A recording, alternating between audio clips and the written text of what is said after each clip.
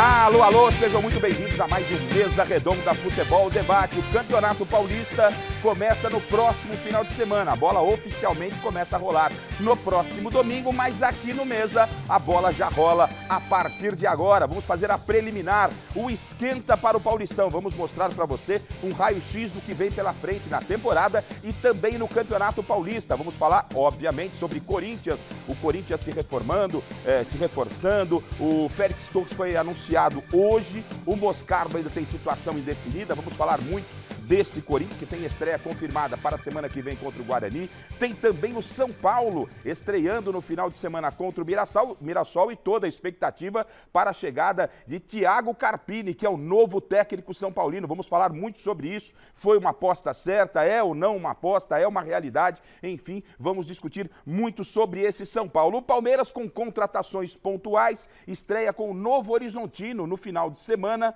E aí, claro, toda a expectativa, porque terça-feira tem coletiva convocada pela presidente do Palmeiras. Será que vai chegar mais grana para o Verdão? E o Santos ainda tentando se acostumar com a Série B, mas claro, vai jogar o Campeonato Paulista Série A. Estreia no próximo sábado contra o Botafogo lá na Baixada Santista e está chegando grana para o Peixe. Para não perdermos tempo, claro, que eu disse que é preliminar de estreia de Campeonato Paulista, então a nossa produção não perdeu tempo. 2 convidados de altíssimo nível e todos já conhecidos do nosso público. Vamos colocar o primeiro convidado ou convidada na tela de hoje? Se tem uma bandeira que foi muito levantada pela nossa convidada de hoje do Mesa Redonda, essa bandeira com certeza absoluta foi a das mulheres no futebol. A querida Ana Paula Oliveira brilhou demais como árbitra assistente, a famosa bandeirinha, durante o finzinho dos anos 90, ali meio dos anos 2000. Ela foi uma das primeiras mulheres a atuar como árbitra na primeira divisão aqui do nosso país e atualmente é instrutora de arbitragem da FIFA. Seja bem-vinda ao Mesa, Ana!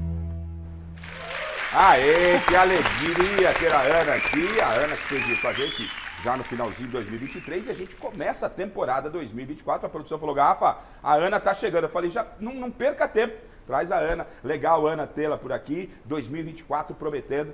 Obrigado pela sua presença mais uma vez. Garrafa, eu que agradeço a vocês pelo convite novamente. Começar o ano com o pé direito nessa casa maravilhosa, com tradição, com história. E mais um campeonato que se inicia, né? E a gente tem não só questões para discutir em relação ao Campeonato Paulista, mas também falar do Campeonato Brasileiro, falar desse momento da Confederação Brasileira de Futebol. E assim, a gente que gosta de futebol, é sempre muito bom estar numa mesa redonda como essa, falando dessa magia que é o futebol, né? E a gente acompanha muito redes sociais, eu, você aí em casa, todo mundo. Obviamente, a gente segue a Ana. E aí, uma curiosidade. Ai, né? lá vem. Lá vem a Ana, lá, tô vendo ela toda molhada, tal. Estamos em São Paulo e adorava bandeirar na chuva, trabalhar na chuva. Que história é essa, Ana? Menino, isso é fato. Eu amava fazer jogo na chuva por 2 motivos, né? Primeiro, por causa do grau de dificuldade, o nível de atenção que você tem que ter. Então, quando você trabalha atenção, concentração, você está ali o tempo todo, não consegue desviar em nenhum momento. E o outro lado, o outro ponto seria a questão da torcida. Porque é natural, quando a gente tem um jogo com muita chuva, espantar os torcedores atrás de você. Principalmente em alguns estádios, eu vou citar um aqui que eu tenho um carinho enorme pela Portuguesa, mas o Canindé, quando você trabalha de assistente 2, você fica muito próximo do torcedor, né? Na antiga Vila Belmiro, você ficava muito próximo também, porque agora existe uma proteção, muito colado. Então, quando chovia, automaticamente os torcedores se espantavam um pouquinho, a gente conseguia ter um pouco mais de tranquilidade para trabalhar, mas sempre gostei muito, impressionante, era um diferencial e tinha grandes decisões com chuva. Coisa que para a arbitragem não é fácil, para mim era. Que legal, tá vendo? Bastidor para você, acompanhando a Ana chegou toda molhada em casa, tal, tô de volta ao Brasil e peguei uma garoa, mas como eu gostava de garoa. Aliás, nosso segundo convidado, esse aqui eu vi nascer pro futebol. O tempo passa, hein? Já encerrou carreira. Mas eu vi ele começar a carreira. Bom, é o máximo de spoiler para você. O Fini vai colocar na tela o nosso segundo convidado, que eu fiquei muito feliz quando a produção falou, ele está confirmado. Eu falei, então beleza, põe na tela. São Paulo, Santos e Corinthians. Esses são apenas alguns dos clubes que já tiveram a honra de contar com o nosso convidado desse domingão. Paulo Roberto Jamelli Júnior, ou simplesmente Jamelli, como ele é conhecido por geral, tem 49 aninhos, hoje trabalha como comentarista na TV Cultura e no Band Esportes, já trabalhou como dirigente, já trabalhou como técnico e vai falar muito de futebol aqui com a gente nas próximas 2 horas. Seja bem-vindo, Jamelli! Aê, o tempo passa, né? Falando, rapaz, eu lembro na Copinha o Jamelli, depois naquele início de São Paulo, e hoje o Jamelli é um multimídia, como disse o nosso José Paz aí. Jamelli, que legal recebê-lo aqui. Obrigado pela visita. O prazer é meu estar aqui, né, junto com o Miller, com a Ana, o Silvestre, você, que como você falou no começo, né, na apresentação, o tempo passa, né? Eu lembro, né, vendo o Miller aqui, sempre eu falo isso pra ele, cara, que quando eu cheguei no São Paulo, em 86, era ele e o Careca, que a gente ficava escondidinho vendo eles treinarem, treinava no Morumbi ainda, né, e daí fui pro time principal, teve a copinha, tudo, joguei com o Miller, né, cara, então é aquela coisa que o sonho que você vê de longe, pensa que não vai acontecer, de repente você está com ele e depois de tanto tempo a gente está junto aqui, falando de futebol, continuando trabalhando com futebol, isso é um prazer, né? E como foi esse primeiro contato com as grandes estrelas? Você citou 2 feras, Miller e Careca, garoto, apaixonado pelo futebol, de repente se vê, estava olhando pela fresta, vai fazer tabela com esses caras. Como esses caras recebiam você? Claro, devia ter aquele trote, o grupo, né, mais experiente com aqueles que estavam chegando, mas como é que era as dicas, os atalhos, como é que era a relação com esses veteranos já na época, né, consagrados? Cara, eu tive a sorte, né, de estar num momento muito bom do São Paulo, que eles eram, né, a nossa referência, não só dentro de campo, como fora também, né? Miller, Raí, Zete, Ronaldo, Cafu, Cerezo, Leonardo. E eu lembro, né, que na primeira vez que eu fui na Libertadores, cara... Timaço, desculpa, gente. Timaço. E pra gente, né, era... Imagina, eu ficava torcendo pro Miller ser convocado pra seleção pra ter uma vaguinha, né? Tomara que vai o Miller pra seleção, tomara que vai o Palinha pra seleção, porque daí era eu, Juninho, Caio, KT, Guilherme, Rogério Ceni. Então, eles iam, o São Paulo mandava 8 para a seleção, daí a gente jogava, né? E eu torcia para ter jogo da seleção, para poder jogar. Mas era demais, cara. Eu acho que eu aprendi muito como jogador de futebol, né? Naquele time do Tele, que era uma referência. E esses caras, eles eram um exemplo como pessoa também, como homem, como cidadão. Então, aquela fase que eu tinha 16, 17, 18 anos, estava fazendo aquela mudança, a gente tinha eles como referência. E era demais. E as histórias, né? Que nem a primeira vez que a gente foi... jogar na Libertadores, eu acho que foi em 93, com esse time de fera, e daí eu tô esperando, né, a gente foi jogar no Paraguai, eu acho que eu tô esperando ir pro hotel, né, a gente ficava em dupla, eu vou ficar com o Rogério Ceni, eu vou ficar com o Juninho Paulista e tal, daí quando eu vejo ali, eu tava com o Leonardo. Sim. O Leonardo que já era o Leonardo, né, cara? Leonardo, pô. Eu falei, cara, eu vou chegar no quarto, eu ligo o ar-condicionado, ligo a televisão, pego a cama da janela, pego a... O que eu faço, né, como é que é? Aonde eu ponho minha bagagem? Exatamente, apago a luz, acendo a luz. Mas daí o Léo, pô, demais e deixou a gente super à vontade. Então, contribuiu muito para minha carreira estar com esse pessoal naquela época. Miller, que legal, já aproveitando essa esteira do seu boa noite, recebendo aqui o Jamelli, a Ana Paula, mas você vê, é muito legal, né? São as histórias, né? Aquilo que vai ficando, parece que tudo foi ontem. Para mim, eu lembro o Jamelli, comecei no Copa São Paulo, o Miller ainda como garoto, a gente na cobertura do dia a dia, passei grande experiência com o Miller, eu como repórter, o Miller como jogador no São Paulo, Palmeiras, Seleção Brasileira, e hoje lado a lado aí pra gente debater muito de futebol. Passou muita experiência pra mim. Não é? Não. Isso é pra noite, né? É verdade, a gente tinha um pouco, né? Tinha um pouco. Ali você também era professor, Miller. Ali eu ainda também corri atrás de você. E legal ter, você vê, o Jamelli ali olhando pra frestinha, de repente tendo essa garotada. Como é que era a relação de vocês? Acho que você viveu isso também, né? Claro. A sua chegada nos profissionais. E aí passar pelo lado oposto. Então, eu não sei se a Ana teve esse processo na arbitragem, né? Acho que todo mundo, claro, em conjunto, assim, né? Eu quando fui profissional em 84, no São Paulo, né? O São Paulo já tinha grandes jogadores, Careca, Dario Pereira, Oscar, todos jogadores de seleção brasileira e uruguaia.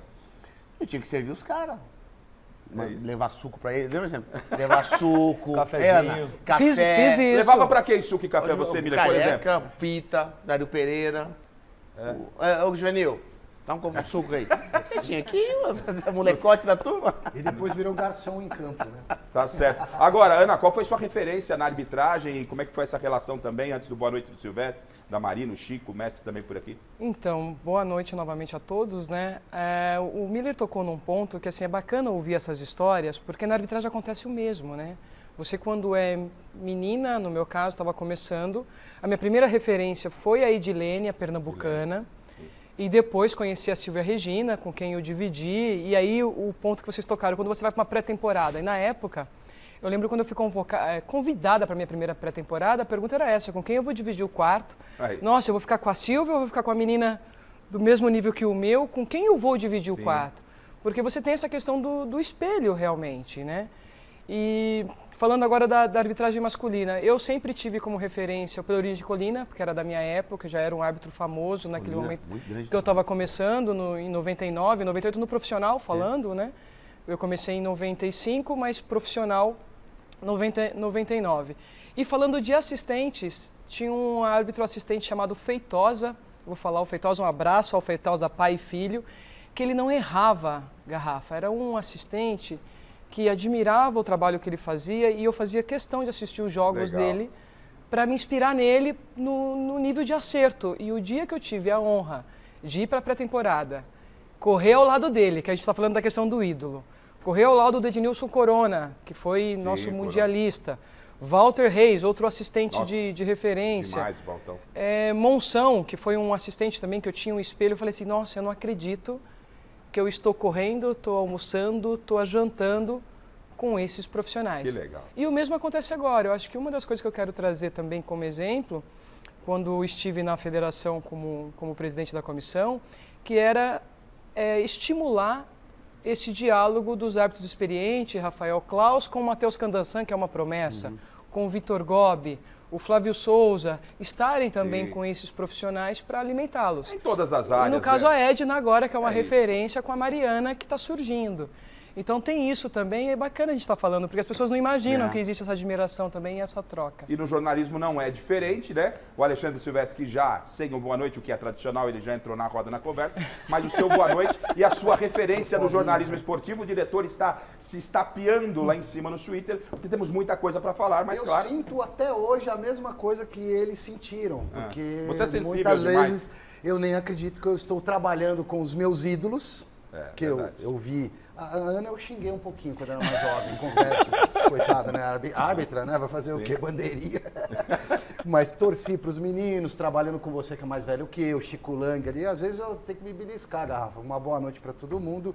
E só para jogar um spoilerzinho aqui, terça-feira tem entrevista coletiva da presidente do Palmeiras, a titia Leila. Somente para jornalistas mulheres. Falaremos sobre isso. Vamos falar desse assunto. Falaremos sobre isso. Já que falamos sobre ídolos e referências, eu quero boa noite dele, o nosso Chico Lang. Boa noite, Chicão. Osmar Garrafa, boa noite. Hoje o Mesa Redonda vai estar chuchu beleza, como diria quando eu era garoto, tinha essa expressão, chuchu beleza. Você não pode perder. Vem com a gente. Esse é o próprio Mesa Redonda, na essência. Né? Uma das minhas referências aqui, e obviamente é um grande barato trabalhar com o Chico, e eu cheguei aqui na Fundação Casper Libero, na TV Gazeta, graças ao Chico Lang, atendendo o chamado do Chico, e também do nosso saudoso Roberto Avalone. Já que estamos falando de mestres, referências, a maior referência de todas é ele, né? O mestre Alberto Helena Júnior, também na roda com a gente, para o seu boa noite, mestre. Ô Garrafão, cheio de alegria e de talento, hein? Dê um abraço aí, por favor, na mesa, pessoal todo, em especial para o Jameli, e um beijão na bela Ana Paula. Até já. Mestre. Bom, agora, por falar em beleza, vamos passar aqui para nossa Marina Buffon também, revelação do jornalismo, né? Jornalismo esportivo, está com a gente hoje, temos enquete e também temos presentes. A Michele, obviamente, curtindo merecidas férias, mas em sintonia, e também, se a gente aprontar alguma, ela manda aqui no WhatsApp. Mesmo em férias, não vacile, porque a torre está ligada. Boa noite, Marina. Boa noite, Garrafa, para você, para todos os convidados, comentaristas e você aí de casa. Quer ganhar os nossos presentes aqui? Daqui a pouquinho eu vou falar como é que você faz isso, mas antes, a enquete hoje, Garrafa, é bem interessante. Você vota lá no gazetesportiva.com Qual grande paulista se reforçou melhor até agora? Aí você volta ou Corinthians, Palmeiras, Santos ou São Paulo no gazetesportiva.com e depois a gente traz o resultado dessa enquete aqui no final do programa. Mas os presentes estão muito bons, Garrafa. Estão bons demais. Ó, o primeiro é uma luva da Poker em parceria com a loja Gol de Placa em Santo André.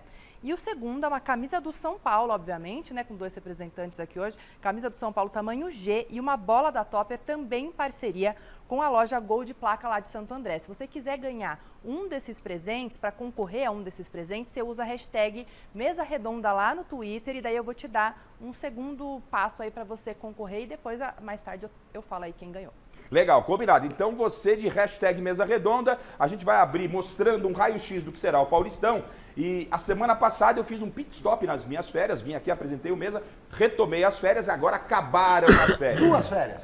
Né? Você teve 2 férias. Uma pequena pausa. Então, aproveitando aqui para deixar um abraço carinhoso ao nosso público, por onde passamos, né? Aqui no interior de São Paulo, no Nordeste, lá no meu Paraná querido, em Cambé, Londrina, mas que legal o carinho de todos com a audiência. Um abraço ao meu irmão Mauro Segura, Gustavão, enfim, Celcinho, toda a turma, o Fábio Rusa, enfim, muito obrigado aí pelo carinho e o nosso público, por onde a gente vai, todos aqui agradecendo o carinho da enorme audiência. E por falar em revelação, muita gente boa, esse é fera, eu gosto demais, o José Paes está na ponta da linha e ele vai nos apresentar o Campeonato Paulista. Como será o Paulistão? O que vem pela frente a partir da próxima semana, Zé?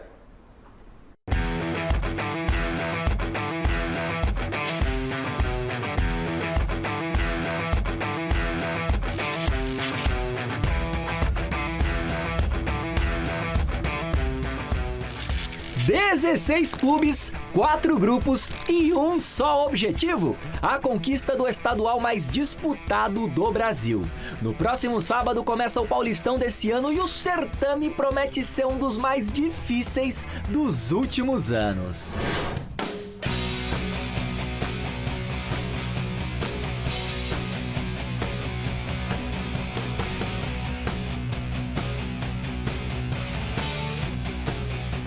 Palmeiras, Corinthians, São Paulo e Red Bull Bragantino são os representantes da Série A do Brasileirão no Campeonato Paulista de 2024.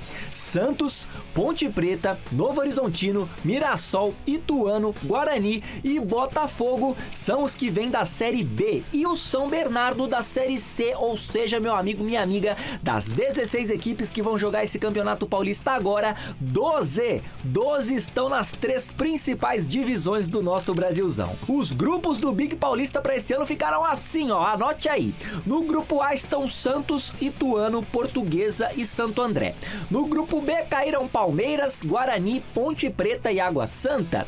Corinthians, Inter de Limeira, Mirassol e Bragantino fazem parte do grupo C. E no grupo D nós temos São Paulo, São Bernardo, Novo Horizontino e Botafogo. A fórmula de disputa é a mesma dos anos anteriores. A primeira fase tem 12 rodadas e os times de um mesmo grupo não se enfrentam nessa parte do campeonato. Os 2 melhores de cada chave avançam e se pegam ali nas quartas de final em jogo único no final de semana do dia 17 de março. As semifinais também acontecem em jogo único na semana do dia 27 de março e a final será decidida em 2 partidas, provavelmente nos dias 31 de março e 7 de abril. O campeonato começa no próximo sábado com 4 partidas: Red Bull Bragantino e Água Santa, Botafogo e Santos, São Paulo e Santo André, Ponte Preta e Mirassol. Vai começar o Paulistão 2024 e você não vai perder nenhum detalhe aqui na TV Gazeta.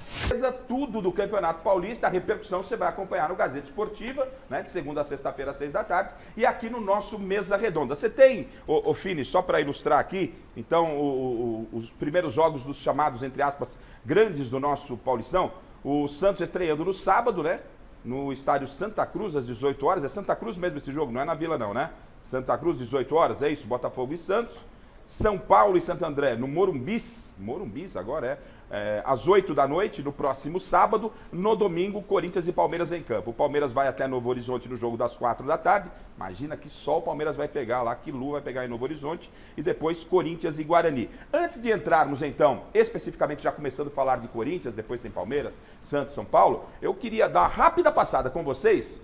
Miller, primeira e segunda força do Campeonato Paulista para você? Olha, Rafa, isso é tão fácil de falar. Ah, é? Teoricamente. Tá bom. É tão fácil de falar Palmeiras e São Paulo. São Paulo? Pra mim, não é questão de primeiro e segundo. Acho que o Palmeiras e São Paulo são favoritos ao título. Aí você vem com o Bragantino, porque esses 3 times têm time. Agora, Santos e Corinthians não tem time. Mas São Paulo tem o Carpini chegando aí, Miller. Sim, isso é uma outra situação. Agora, vai ter um time montado.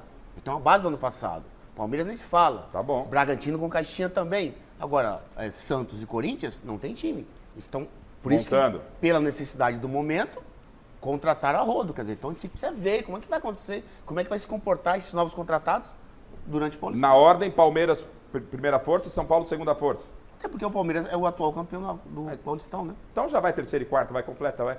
Já que você foi... Corinthians e Santos. Corinthians e Santos. Perdão, Bragantino, Corinthians, Bragantino e Corinthians. Santos é a quinta força. Jameli, para você, primeira e segunda... os 4, vai. As 4 forças do Paulistão. Bom, eu concordo com o Miller. Eu acho que o Palmeiras mais na frente ainda. São Paulo depois. E Bragantino. E daí acho que Corinthians e Santos estão ali equilibrados. Mas o negócio do Santos esse ano é o brasileiro. Então acho que não vai ter muita coisa. Mas eu não sei, cara. Esse ano tá com pinta de que algum time do interior vai aprontar. Eu acho que algum time do interior dá uma beliscada esse ano. Tá aí, o Paulinho Jameli, então, já fazendo as 4 primeiras forças. Você em casa vai, hashtag Mesa Redonda, passando para a Marina também as suas 4 forças do campeonato para você. Ana? Palmeiras, São Paulo, Bragantino e São Bernardo. São Bernardo, Ana? Por que São Bernardo? Porque eu entendo que o São Bernardo tem feito investimento, fez uma belíssima campanha o ano passado. Chegou a beliscar um pouquinho, vamos falar assim. Acho que o Água Santa foi um pouco melhor e chegou na grande final. Mas é um time que está bem estruturado. Acho que a gente está falando aqui de clubes que estão estruturados, que estão se preparando para essa competição. Sim.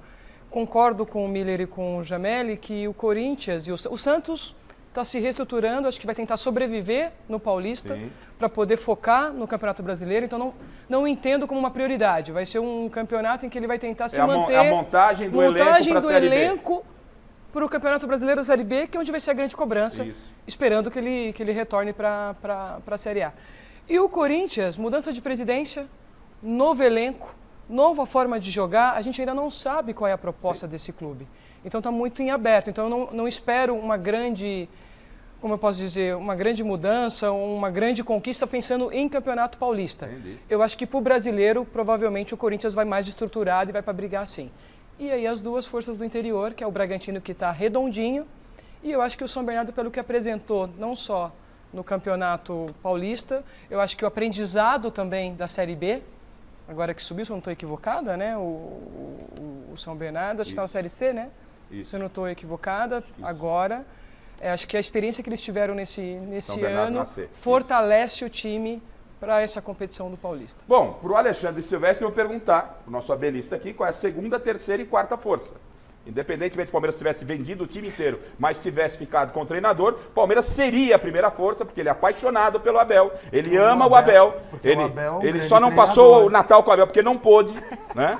Ele tem porta-retrato do Abel. Então eu gostaria que o senhor falasse a segunda, terceira e quarta força. Dispenso a sua primeira força, que é o Palmeiras. É o Palmeiras, que é o Abel. É o mesmo time há quase 3 anos, ganhando praticamente tudo, disputando quase tudo. Não queria perder tempo com o Palmeiras. Na minha opinião, nos últimos tempos. Grande treinador, o melhor técnico.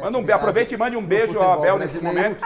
Um beijo para você. Abel, tô com muita saudade. Espero que a entrevista coletiva da qual eu participar possa...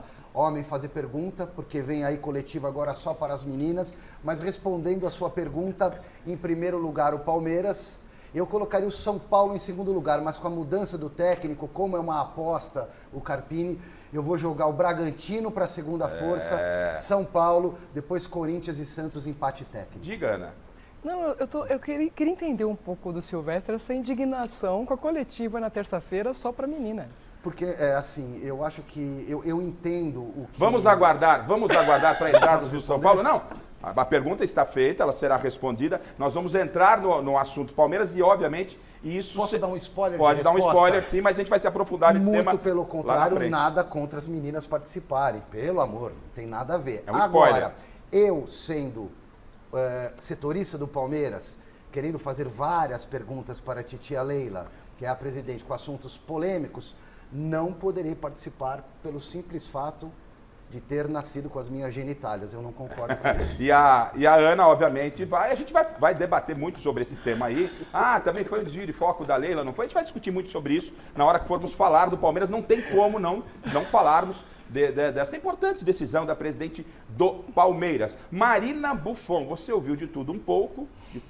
O Silvestre, ele fez uma segunda força, eu gostei até dessa avaliação, porque o Carpini, para mim, dentro do que todo mundo falou, me coloca uma dúvida nesse São Paulo, como vai se comportar o São Paulo, que tem um técnico que é uma aposta, a gente vai discutir o São Paulo, e ele coloca o Bragantino. Para você, as 4 forças, Marina, por gentileza. Palmeiras, Bragantino, Corinthians e São Paulo. Palmeiras, Bragantino, Corinthians e São Paulo. Tá certo. Você vai de hashtag Mesa Redonda. Então a gente vai apresentar o Corinthians. Como foi a semana do Corinthians, depois desse palpite, dessa opinião da Marina Buffon? Como foi essa semana do Corinthians e a preparação para a estreia no Campeonato Paulista na primeira rodada, que já acontece no final de semana contra o Guarani? A reportagem é do Thiago Salazar.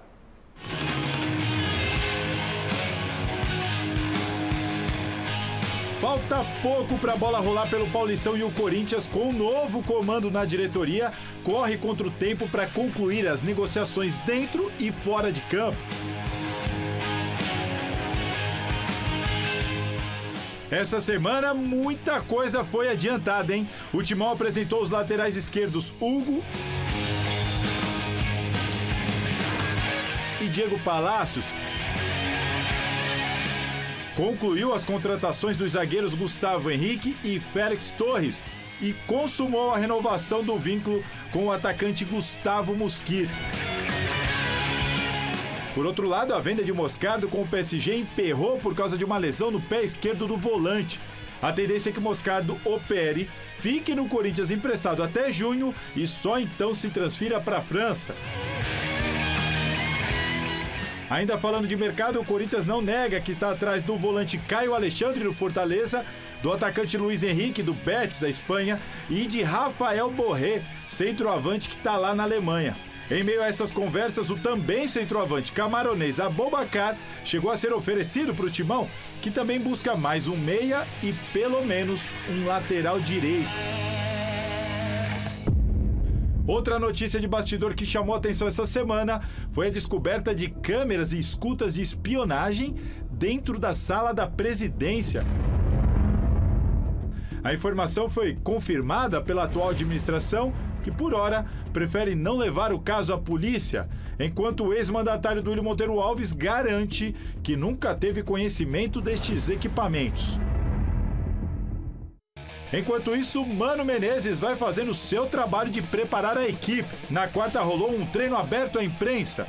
E neste domingo, o time fez um jogo-treino com a União São João de Araras no CT corintiano, que, aliás, deve ter uma importante novidade muito em breve. Depois de anunciar o maior patrocínio master do país, o Corinthians está perto de fechar o name rights do CT por cerca de 200 milhões de reais pelo período de 10 anos. Para contratar tanta gente precisa de dinheiro, né? E para ser campeão precisa de um time. Hoje, sem os possíveis reforços, dá para rabiscar o Corinthians com Cássio no gol, Fagner, Lucas Veríssimo, Félix Torres e Hugo Palacios na lateral. Um meio com Maicon Ranieri, Matheus Araújo e Rodrigo Garro. E o ataque formado por Romero e Yuri Alberto. E aí, suficiente? Animador? Ou ainda precisa chegar muita gente para o Corinthians acabar com a farra dos rivais, como a diretoria vem prometendo por aí? A diretoria do Corinthians prometeu que o Corinthians ia acabar com a farra dos rivais. Hoje, 4-0 em jogo treino no CT Itaquera. O Corinthians acabou batendo a União São João de Araras por 4-0. Os gols, o primeiro foi gol contra. Temos os gols aí, né, filho, para ilustrar? O primeiro foi o gol contra, né, para o Corinthians. Depois o Veríssimo marcou o segundo, já para vocês aqui na tela. Aí, ó, tá aí, são as imagens fornecidas pela TV Corinthians. O treino não foi aberto à imprensa. Veríssimo fez o segundo. Esse é o contra ainda, né? Joaquim grava, né, Garrafa? Que CT... vai ser vendido também. Isso. O naming rights, né? Então esse aí é o gol contra. Agora é o gol do Veríssimo. É um gol de escanteio, gente. É isso? Bola parada? Bola parada também. Gol do Veríssimo, está aí para você por outro ângulo. As imagens são da TV Corinthians. Uma jogada forte do Corinthians, essa da bola alçada, né? Isso já vem há um bom tempo. Tinha com o Gil, agora com o Veríssimo. Aí o terceiro gol do Corinthians, o Yuri Alberto. Foi ele que deu, tentou 3 vezes ali para conseguir fazer o gol. Aí por outro ângulo para você. E agora a gente vai ter ainda o gol do Yuri Alberto. Agora é o gol do Yuri Alberto. Tá na minha boca. Yuri Alberto, centroavante dentro da área. Vai bater cruzado ali, Miller? Aê, garoto. É isso aí, né, Miller? Cavadinha, né? Certo. Jamélia, por aí, né? Golaço, qualidade. Tá certo. A expectativa é que o Yuri Alberto possa... Ele foi artilheiro do Corinthians na temporada. Possa realmente encontrar o caminho da vitória. Aí um pênalti para o Corinthians e o Matias Rojas, que ameaçou a FIFA para receber o que o Corinthians lhe devia, chegou a um acordo com essa diretoria, não fez nenhum gol com a camisa corintiana, fez esse gol de pênalti em jogo treino. Não vale, né, gente? Continua sem fazer gol, por toda a expectativa em cima dele. Miller, coloca o campinho pra gente, Fini, por gentileza, na tela. É um esboço, quem escala o time do Corinthians é o Mano. Hoje foi muito parecido com isso. Né? O Félix Torres foi confirmado hoje, mas ainda não está à disposição. Cássio, esse é um provável Corinthians com outros jogadores à disposição. Cássio, Fagner, Lucas Veríssimo, Félix Torres, Hugo Palácios, acredito que mais o Palácios, Maicon, Ranielli, Rodrigo Garro, Matheus Araújo, Romero e Yuri Alberto. O Romero ganha uma oportunidade, vem ganhando oportunidade com o Mano, foi importante nos últimos jogos. E a gente tem ainda quem de fora? O Matias Rojas, por exemplo, um Fausto Vera. É um Corinthians, gente... Gustavo Henrique chegando, é um Corinthians que anima vocês, que vocês deixam com uma interrogação, qual que é a avaliação? Fiquem à vontade para falar desse Corinthians aí do Mano Menezes, com muito dinheiro, mas sem nenhuma grande contratação de impacto até agora. Deixar para Ana, né, que é a única mulher da mesa, Ana. Olha, eu entendo que é um processo novo para o Corinthians, que foi um ano muito difícil a temporada passada, é uma busca de renovação. Entendo que melhoramos, pensando um pouco no sistema defensivo, meio de campo, que acho que era uma preocupação. Acho que a grande preocupação do Corinthians continua sendo o ataque. Acho que o Romero cresceu. Mas será que é o suficiente para ser esse titular absoluto do Corinthians? Eu acho que não. Tenho as minhas dúvidas, mas vamos aguardar, o campeonato está começando. O próprio Yuri teve um bom momento no ano passado, em alguns momentos, mas ele não conseguiu ter a regularidade que se espera. Eu acho que o Jamel e o Miller podem me ajudar. Eu, como árbitro, estou falando de fora, né? Assim, falando como alguém que gosta de futebol e acompanha. Até porque você entende muito de futebol. Então, a gente gosta. Agora, eu entendo o seguinte, é um momento novo, é gestão nova, é contratação nova. Temos um grande treinador, que é o Mano Menezes. E assim, um elenco que vai ter que mostrar o seu valor. Então, eu acredito muito nessa garra corintiana e desse querer desse elenco sendo liderado pelo Mano. Vamos aguardar. Eu fico com a interrogação. Você fez a provocação, eu vou ficar com a interrogação. Vamos esperar o primeiro e o segundo jogo do Campeonato Paulista. Esse time, como um esboço, é melhor do que o do ano passado, no papel, olhando, ou não? Rafa, você perguntou se preocupa esse time. Eu acho que preocupa. Eu acho que preocupa. O time do Corinthians tem que se reforçar. Eu acho que o grande reforço do time do Corinthians está fora de campo, que é o Mano. Eu acho que é o Mano que ele vai conseguir alinhar esse time, mas você vê a escalação do time do Corinthians, você fala, ó, não empolga. Não empolgou. Não empolga. Não arranca suspiros. Não, nada. Acho que arranca suspiro ao contrário, né? Suspiro de, ai meu Deus, o que vai acontecer? Porque é um time que, eu acho que principalmente do meio para frente, perde do ano passado, né? Renato Augusto, mesmo jogando pouco, eu acho que era uma diferença. Tem que ver quem vai assumir esse papel do líder, do craque, do cara que faz a diferença, né? E o Romero é um grande coadjuvante. Eu acho que ele é um cara que ajuda muito. Sim. É aquele cara que todo técnico gostaria... se eu tivesse como técnico, eu gostaria de ter um cara que nem o Romero, porque põe ele para marcar, põe ele para jogar na esquerda, na direita, na centroavante e tal. Ele faz gol, ele luta, ele tem garra. Ele encarna bem essa imagem do Corinthians, né? Aquele Corinthians guerreiro, sim, que faz o gol no último minuto, que não desiste. Mas é muito pouco. Eu acho que é muito pouco. Olha, Garrafa, o negócio é o seguinte, como eu falei no começo do programa, o Corinthians não tem um time. Então fez várias contratações pela necessidade, e quando você faz várias contratações, você não pode dizer assim, é pior ou melhor que do ano passado, até porque tem vários estreantes. Sim. Outra coisa, o Palácio, lateral esquerdo, por exemplo, ele é um jogador que com uma linha de um 3-5-2, ele funciona melhor, porque ele só ataca. Essa linha de 3 que você está falando pode ser formada com o Gustavo Henrique, que está chegando também. Exatamente. Né? Então, ele funciona bem assim, porque ele é um jogador que só ataca. Ele, no caso, não marca. O Hugo não. O Hugo já é um lateral mais completo. Eu não sei não se o Palácio vai tomar a posição do Hugo, que é do Goiás, que é um bom jogador. O Hugo, nessa né, tal da intensidade aí, na frente e atrás, ele é muito melhor, ele funciona mais, né, do que o Palácio, que só ataca. Agora, o próprio Palácio falou isso na coletiva. Isso, agora do meio campo pra frente, como a Ana disse, é uma interrogação. O ataque, um atacante, o Corinthians não tem aquele atacante que alonga a esquadra, o time, que estica o time. Não tem. Então tem que ter um atacante assim, que alonga o time. Ele não tem. Renato Augusto seria titular nesse esboço de time? Pé nas costas. Com certeza. Nem deveria ter saído. Sim. Exatamente. Nem deveria ter saído. Silvestre, nós comentamos isso várias vezes aqui no passado. Nem deveria ter saído mesmo. Onde você arruma um jogador dessa qualidade? Ah, mas ele só aguenta 40 jogos por ano. Dane-se, você usa em 40 jogos específicos do ano. A qualidade Eu acho que passe, o Corinthians está contratando bem para defesa. Meio campo, incógnita. E ataque, acrescento ao que o Jameli disse, que o Corinthians tem 2 bons coadjuvantes. Porque, para mim, o Yuri Alberto, que viveu uma péssima temporada em 2023 por ansiedade, acho que ele muito ansioso para dominar, para marcar gols fáceis e tal, ele também é um bom coadjuvante. Quando tinha alguém melhor que ele, mais decisivo, o Roger Guedes, ele funcionou bem. Então vai recair tudo sobre ele e sobre o Romero, que é um lutador.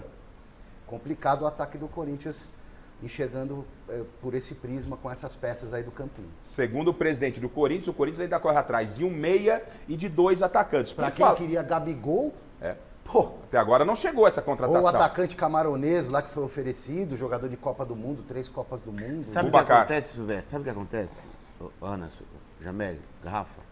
Esses jogadores que foram contratados, tipo assim, o Palácio, o zagueiro, Félix equatoriano. Sim. Mas a gente tem que ver o nível do campeonato equatoriano. É um nível muito baixo, comparado ao Paulistão e ao Campeonato Brasileiro. Por isso que a gente olha e vê o jogador lá no Equador. Ele estava jogando no México, né? Então, Félix mas ele jogou várias vezes também no Sim, Barcelona de Guayaquil. Claro. Então, é um campeonato muito inferior ao Campeonato Brasileiro.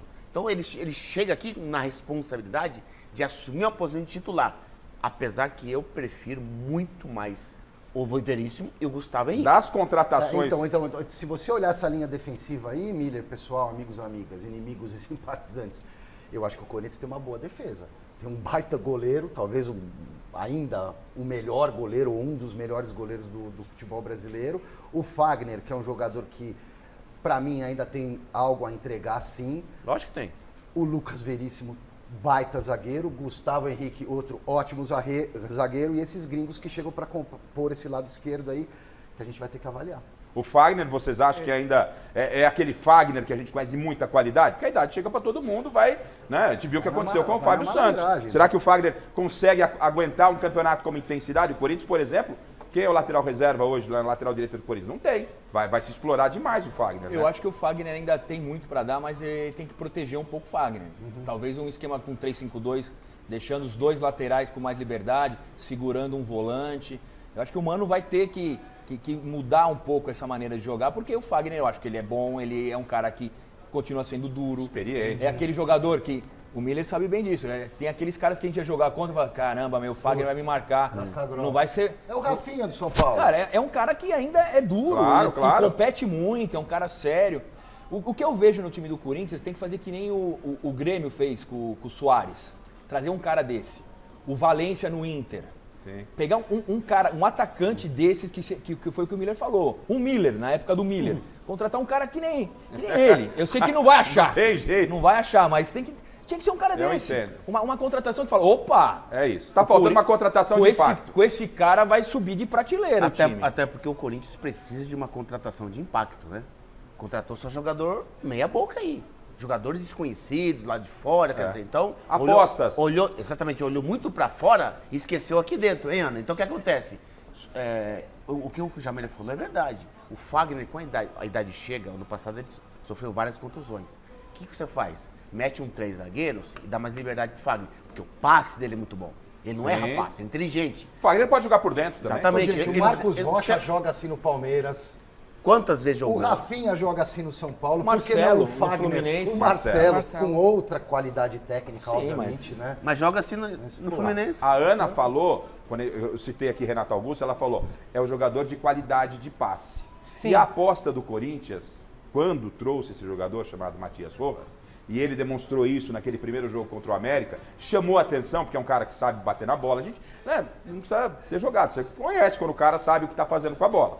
Só que ele parece um pouco indolente. E aí o Corinthians, para variar, ficou atrasando, a gestão anterior ficou atrasando pagamentos.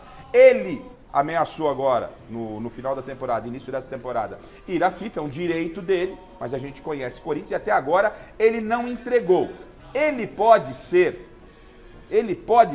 esse jogador, esse meia, para que esses atacantes, que o Yuri Alberto, tão sacrificado o ano passado, possa receber essa bola em condição? Ainda dá para acreditar, né, no Matias Rojas? Ele tem futebol para isso. Eu acho que uma vez que resolver, ele tem futebol para isso e tem condições. Eu acho que a gente tem que levar em consideração também as mudanças que estão sendo feitas. A gente falou muito do Mano Menezes. Vamos usar como exemplo o Palmeiras, que antes de ser essa potência, que hoje a gente falava pro Palmeiras, antes falava assim, nossa, mas que elenco é esse? Será que vai conseguir títulos? Vamos lembrar do antigo Palmeiras, que agora vitorioso é muito fácil a gente falar. À frente e o Abel comandando esse elenco. Eu acho que se a gente for seguir esse exemplo, esse case de sucesso que foi o Palmeiras, olhando pro Corinthians, eu não estou comparando, o Mano pode ter uma força no conjunto e não no jogador individual por posição. Falando um pouquinho do Fagner, se você me permite, sim, claro. Garrafa, claro. Além da força, do potencial, eu acho que tem que protegê-lo também, porque além das lesões, ele é um jogador que joga de uma maneira muito aguerrida, vamos falar assim, com muita força, e recebe muitos cartões amarelos. É isso? Ele é um jogador que praticamente todo jogo dele, com raras exceções, ele sai do campo com cartão amarelo. Com 3 cartões amarelos, eu fico fora. Com 2 cartões no mesmo jogo, eu recebo o cartão vermelho, dou um prejuízo para aquele jogo e para o seguinte. Então a gente também tem que pensar não só no sistema tático, mas também nessa disciplina tática de necessidade, porque ele chega muito forte. Ele chega junto, ele não tem mais o característica dele, né? E eu não acho ele violento como alguns, de vez em quando passa da dose. Passa, ele passa. Ele não é que ele é violento, mas ele é forte. Ele é viril, ele é viril. Ele é viril. E aí eu acho que para ocupar esse posto, o equatoriano cabe. Porque o futebol mexicano, em que o equatoriano estava jogando, é um futebol de muito contato. Diferente do nosso, mas é um futebol de força, de muito contato, e que o pessoal também gosta de uma confusão. A gente fala muito de futebol argentino, porque a gente não assiste o outro, mas o futebol mexicano lembra um pouco o futebol argentino. Uhum. Então, se a gente for pensar para essa forma de jogar, a gente já tem aí um jogador que pode fazer essa proteção do Fagner. E, repito, eu acho que o Corinthians tem condições de ofertar no conjunto, não no individual, e sim, respondendo a sua pergunta, eu entendo que Garrafa, eu acho o Rojas tem condições. O Corinthians subir de patamar tem que amanhã anunciar, falar, o Cano foi contratado pro Corinthians. Sim. Um cara assim, vou trazer um centroavante que vai dar essa diferença. Daí o Corinthians vai falar, opa, o suspiro vai mudar de susto para alegria. Eu falei de Matias Rojas, mas pelo treinamento, nos últimos treinamentos, a aposta inicial tem sido no Garro, né, um jogador argentino que veio aí. Porque o Garro é mais objetivo, né? Ele é mais ousado para fazer uma jogada. E Matheus Araújo. Exatamente. Então, quer dizer, o Rojas ano passado não fez isso, né? Eu acho que com a saída do Juliano e do Renato Augusto, esses dois jogadores, o Garro e o Rojas, têm que assumir a condição de protagonista do time. E aí sim a bola chegar com qualidade pro Yuri Alberto. A gente critica muito o Yuri Alberto, é verdade isso. Agora, tem muitas partidas, no ano passado teve, que a bola não chegava. Chegava espirrada, sem qualidade, quer dizer, ele estava brigando com os zagueiros, não estava jogando. Diferente. Então, eu acredito que esses dois meias no Paulistão, eles têm que fazer esse papel.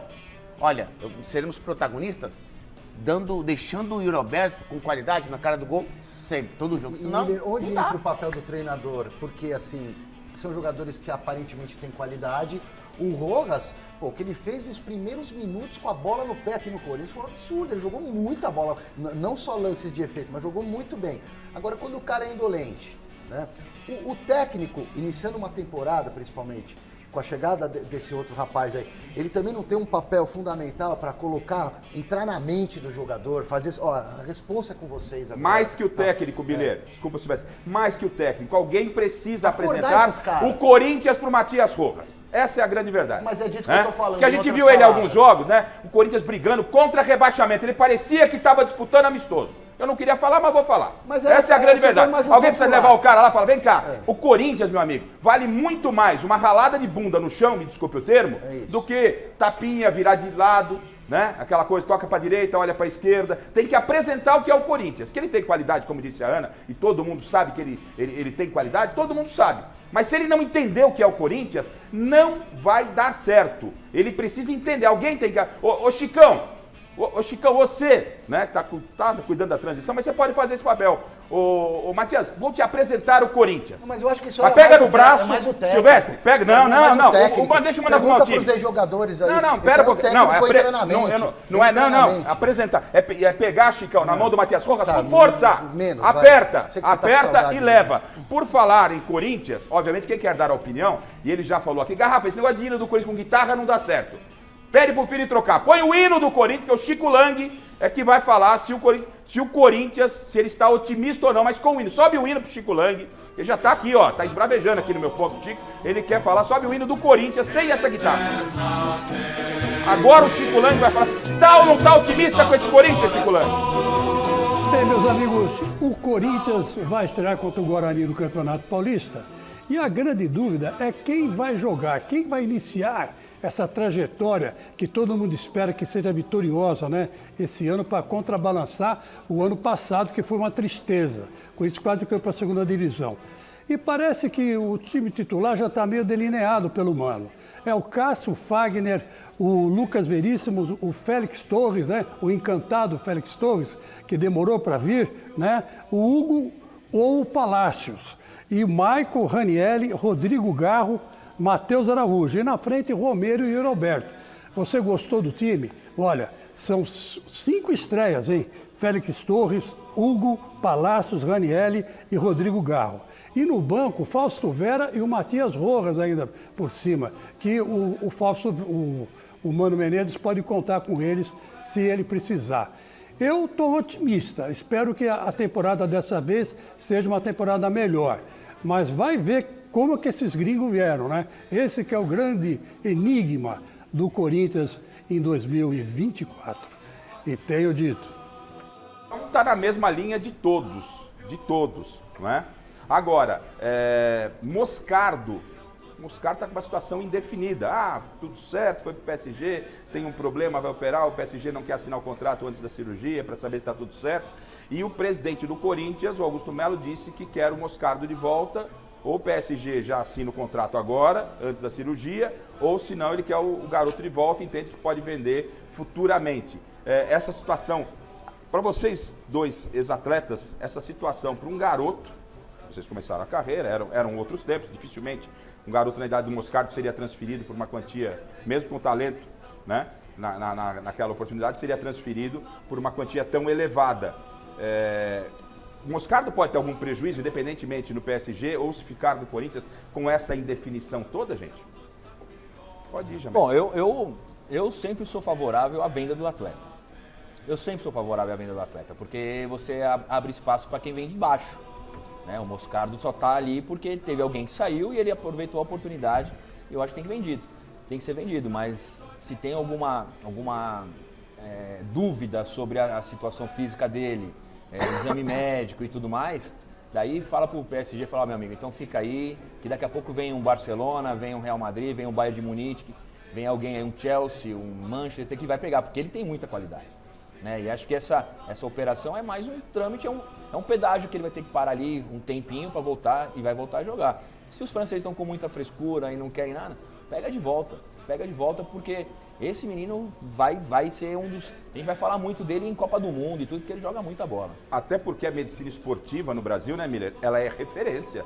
Aí não, vem aqui para Dubai, onde o PSG tem os seus médicos, lá estão embaçando um pouco. Sem entrar no mérito, né, eu não sou médico, obviamente, mas só estou dizendo que aqui no Brasil a medicina esportiva é referência.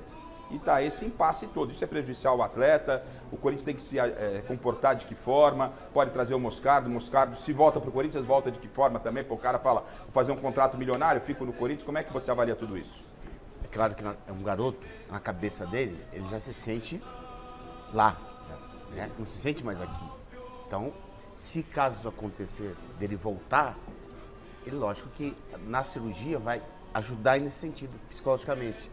Que ele vai assimilar, olha, eu vou ter que ficar no Corinthians e recomeçar, não começar no bom sentido, mas eu acho que o Augusto Melo, por outro lado, ele tá certo. Mas peraí, você não quer assinar o contrato agora? Ou assinar agora, me devolve. Sim. E o Augusto Melo também, como o Remédio disse, ele sabe, todos nós sabemos, que é um garoto, tem muito talento e que se ele fizer um campeonato mais ou menos no Corinthians, ele vai ser vendido por muito mais. Acho que ele tá certo, o PSG tá errado. Comprou, paga. Ou assina o contrato. Pô, mas o cara tá Entendeu? machucado, Miller. Então não compra. Também tem algum risco ali Então na não- contratação. Então não compra. Eu entendo ok. o que você tá falando, eu concordo, mas eu também penso, você tem um pouco de empatia pelo lado do Ué, PSG. não quer? Ué, mas o cara peraí, você peraí, quer ou não peraí, quer? Silvestre, o PSG anunciou a compra dele, a contratação dele. Então não anunciasse. Anunciou. Contratamos o Moscardo junto ao Corinthians. Se ele disse que anunciou que contratou, então você paga, faz o contrato. Por isso que eu estou dizendo que o PSG nesse ponto está errado. Ele não pode anunciar uma coisa sem ter comprado ainda, pagado. Não houve o anúncio oficial, porque não houve assinatura de contrato, mas já havia toda a intenção. Tava Mas o tudo diretor do PSG falou. lógico, tinha tudo acertado. Já tinha sido exatamente. Tudo acertado Mas verbalmente. sabia que o cara tava machucado e ia operar? Mas isso não é problema meu, Silvestre. É o problema do PSG. Agora, como você falou, uma coisa legal aí. A medicina em São Paulo é a melhor do mundo esportiva. Não é a melhor do Brasil, não é a melhor do mundo. Entendeu? Vai operar lá na Europa, Van Basten operou na Europa. Viu o que aconteceu com ele? Agora, Ana, eu entendo que fosse eu do staff do jogador, essa situação precisava ser resolvida o mais rápido possível, porque há uma exposição ao atleta, Sem ao dúvida. profissional. Né? Espera um pouquinho, porque quando o PSG se recusa a assinar um contrato de compra do jogador por motivo de contusão, então se eu sou atleta, então vai numa linha, os méritos do Corinthians, os méritos brasileiros, a minha contusão não é, porque parece que falam aqui no Brasil que a recuperação dele é um caso conservador, não é nem caso cirúrgico. Né? Já a visão do mercado europeu é diferente, de cirurgia.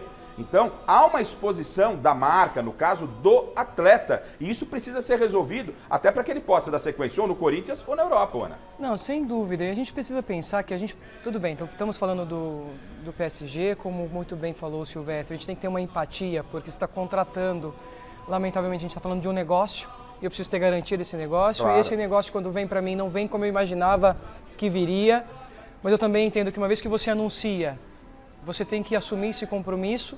Agora a pergunta é, como está esse menino? Porque ele, como o Miller falou muito bem, já se imagina num clube, chega lá, ele não está apto para esse clube, vem com uma avaliação de que ele precisa fazer uma cirurgia para ser aceito depois da recuperação.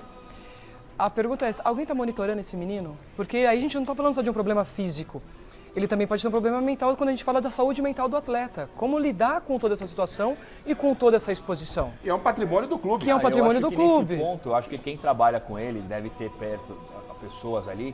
Se eu tivesse, como um gerente da carreira dele, eu ia falar assim, vem cá, não deu certo no PSG, só que tem Olimpíada, você vai jogar Olimpíada. Claro. O mercado de inverno na Europa não é o melhor mercado para você chegar, você vai chegar no mercado de verão, vai fazer uma pré-temporada, vai chegar no começo da estratégia, seja qual for o clube.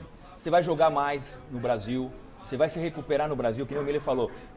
Seleção brasileira tem um técnico novo, caras novos, o Dorival disse que vai aproveitar os jogadores aqui do Brasil, pode aparecer. A recuperação dele, o Miller falou da medicina, mas não é só a medicina, o fisioterapeuta, o fisiologista. Nós somos os melhores. Aqui no Brasil a gente é referência. Somos referência. Tanto é que vem muita gente de fora. Eu mesmo operei o joelho na Espanha e vim recuperar no Brasil.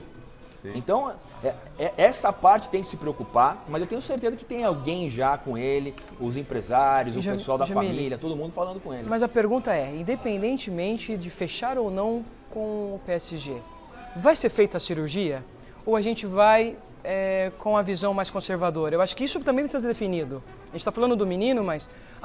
não há cirurgia, houve uma avaliação, nós não concordamos com ela, somos contra, vamos fazer uma recuperação X. Ou não, nós concordamos com essa avaliação, precisamos fazer essa cirurgia, porque a gente está falando de Jogos Olímpicos, a gente está falando de seleção, mas a pergunta é, ele está apto para isso? Agora, gente... Por que isso não foi detectado antes? É uma pergunta que a gente tem que entender. É muito frustrante para ele. Porque imagina para ele a frustração. Então, mas assim, a gente vive... Então são questões que a gente está colocando aqui, mas que tem que ser levado em consideração. Frase, nada por acaso na vida dele. As coisas acontecem quando tem que acontecer. Então, mas agora... O cara ficar aí meio... Tem que deixar ele tranquilo nisso. Falar, cara, não foi agora, mas vai ser daqui a pouco. Mas vai ser daqui a pouco. Então, mas a Ana, ela toca num ponto importante, e você aí em casa também vai refletir comigo, que é o seguinte, nós vivemos outros tempos. Né? No passado acontecia alguma coisa com o Miller ia lá, ele ia falar. Tá? O Jameli ia falar. Hoje se blinda demais o profissional. Tudo bem, Faz parte do jogo? Faz parte do jogo. Mas o staff precisa se posicionar. Alguém precisa se posicionar. Porque não pode sair o Garrafa falando. Aí sai, a gente vai falando daquilo que a gente está lendo. E nós não somos médicos. Não é? Nós não aqui, somos médicos. Nós não temos uma posição oficial. O que não quer somos o Moscardo? fisioterapeutas. O que pensa o Moscardo? Não seria importante até para a maturação desse jovem, né? Valor, né? Está se formando como homem, como profissional na bola. Também, eu entendo que faz parte também esse contato, essa relação com a mídia, porque é sobre ele que a gente está falando. Aí tá o Garrafa falando aqui, tá o outro falando lá, tá o Miller falando, todo mundo. E ele, a gente não sabe o que passa na cabeça desse pessoal. Isso eu acho que me parece um prejuízo do modus operandi hoje, da relação jogadores e imprensa. Bolhas, né? Os caras vivem em bolhas, infelizmente. Se eu fosse ele, Ana, se eu fosse o Moscardo, eu falava assim, olha, eu confio no médico brasileiro. Perfeito. Eu quero ser avaliado pelo médico brasileiro. Se ele vai operar ou não, é uma decisão do médico brasileiro. Então, o parecer tem que ser daqui. Claro. Eu concordo com isso, mas a pergunta é, por que não veio a público ainda este parecer? É isso. Por que não veio ainda este Ana. posicionamento? A gente está indagando uma avaliação externa, Sim. que eu não sei o peso dessa avaliação, porque eu não vi o documento, tá bem? Vamos trabalhar com o documento. Mas qual é a avaliação nossa? Ainda não houve um posicionamento sobre isso. E quando não há, a exposição fica toda e a sobrecarga sobre o garoto.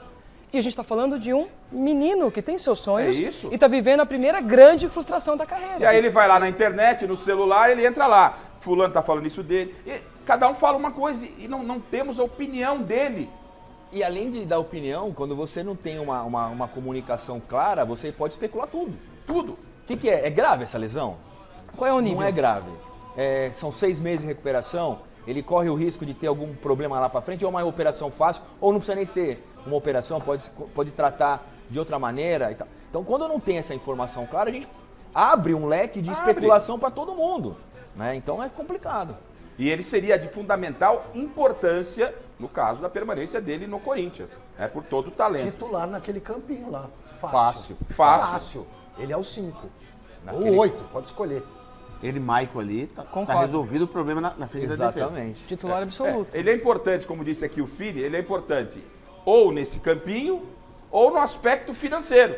O que não dá para ficar nesse impasse que está. Agora, Garrafa, esse jogador, não esquecemos de falar dele, né? Eu esqueci. O Ranieri. Joga muita bola. Jogador bem assim, tático, né? Pra você ter uma ideia, eu conheci ele lá em 2015 em Fernandópolis. Uhum. Tinha uma avaliação lá, o treinador no coletivo, eu estava lá em cima na arquibancada, com o gerente do clube. E ele treinou o Ranieri. E eu falei pro gerente assim, mas esse jogador ali, aquele jogador ali, que era o Ranieri, e meia direita. Muito bom jogador. Eles vieram de Araraquara, mas eu acho que o treinador não vai querer ficar com eles, não. E eu assistindo o coletivo. Sei. Acabou o coletivo, o meu colega falou assim, o treinador dispensou os dois. Eu disse assim, vai lá na rodoviária, eles estavam na rodoviária para voltar para Araraquara. Vai lá na rodoviária e pega ele de volta e coloca na concentração, deixa ele aí. Aí, ó. Agora, independentemente do Moscardo ficando ou não com esse time, até para que a gente possa entrar num assunto São Paulo, Palmeiras e Santos, com esse time, ou com ou sem Moscardo, a pergunta para vocês e tudo que a gente já discutiu, e você em casa também participa com a gente, é a seguinte: esse Corinthians, ele vai brigar, vamos pensar, esquece Paulista agora, vamos pensar na temporada. É claro, o Corinthians não fechou o elenco ainda, mas é o que tem hoje, é o que tem, tá? O Corinthians tá correndo atrás de reforços. Com esse time, o Corinthians briga de igual para igual, por exemplo, com o Palmeiras, que tem a camisa, né, gente? Briga de igual para igual com o Atlético. Vai acabar. Bem lembrado, diretor. Com esse elenco, dá para acabar com a farra de Palmeiras e Flamengo ou não? Pra mim não. Na temporada de Campeonato Brasileiro, Copa do Brasil, pra mim ele não bate de frente com os três, que saem na frente de todos, na minha opinião. Pra mim, Palmeiras, Flamengo e Atlético Mineiro, nessas competições de Copa do Brasil e Campeonato Brasileiro, ele sai na frente de todos. Eu acho que o Corinthians ainda, esse time aí, não bate de frente com Não acaba a farra? Pra mim, não. Eu acho que não. Eu acho que não acaba também. E eu acho que o Corinthians, com esse time que tem, vai estar brigando ali com o Inter, com o metade Grêmio, da tabela. Com o Vasco, com o Botafogo, com o Cruzeiro. No máximo pré-Libertadores. Agora, como o futebol Rapaz, muitas vezes é inexplicável, né? O Corinthians tem uma baita de uma torcida, uma Ou camisa que acaba pesa com a farra muito. ou não acaba. O senhor não veio aqui para ficar em cima do muro. Não é ficar em cima né? do muro. Estamos Eu no posso segundo programa do ponderar, ano. eu posso né? ponderar. Ou acaba ou não teve acaba. ano O que senhor eu tem falei, que decidir. O Bragantino está na frente do Santos para esse ano. O Santos chegou na final da Se não, tem aquela Libertadores. história. É futebol. Se minha mãe fosse homem, eu teria dois pais. Ou acaba com a farra ou não acaba. Mas o futebol é um esporte diferente de camisa, todos os outros. a camisa é forte. Mas analisando assim friamente as peças de começo de ano Tá. que está apresentado agora, o Corinthians briga por, no máximo, chegar em final de Campeonato Paulista e por pré-Libertadores no Campeonato Brasileiro, meio de tabela sul-americana. Acaba ou não acaba a farra? Não acaba a farra. Ufa, que dificuldade, hein? Demorou. O mestre está na ponta da linha, também já temos o Zé Paz para falar do São Mas Paulo. pode calar a nossa boca num futuro não tão distante. Pode. Ai, não adianta. Porque assim é o futebol. Não adianta. Marina, acaba ou não acaba a farra, Marina Buffon? Não acaba a farra. Ai, meu Deus do céu, não Chico acaba. Lang. Mas uma informação também, só para não deixar passar. Tá. Hoje o presidente do Corinthians, Augusto Melo, deu uma entrevista à CNN e falou que vai trazer o Moscardo. Que se corre o risco lá, vai correr o risco aqui. Então, Pediu a volta do jogador. provavelmente, Lá no ele vai programa jogar, do Benji, então. abração pro Benji no aí. programa do Benji, então, muito provavelmente a gente pode ver o Moscardo aí. É o que a gente falou, tem que definir a situação, não dá pra deixar do jeito que tá. Ô mestre, o pessoal aqui entende que não acaba a farra. Eu concordo com eles, acho que não acaba a farra. Com esse time não acaba não. Mas e o senhor, tá otimista com essa montagem? Fale um pouquinho pra gente da montagem do elenco corintiano, mestre, por gentileza. Bom, o Corinthians está em plena reformulação, meu caro. Mas olha aqui uma coisa. Começou mal ao se desfazer do Renato Augusto, que era um jogador mais habilidoso, experiente e importante do time, embora passasse muito mais tempo na enfermaria. Mas é aquele jogador que você tem que manter no elenco, porque qualquer hora ele pode decidir a coisa. Os que estão sendo contratados, eu confesso que desconheço. Agora, uma coisa eu tenho certeza.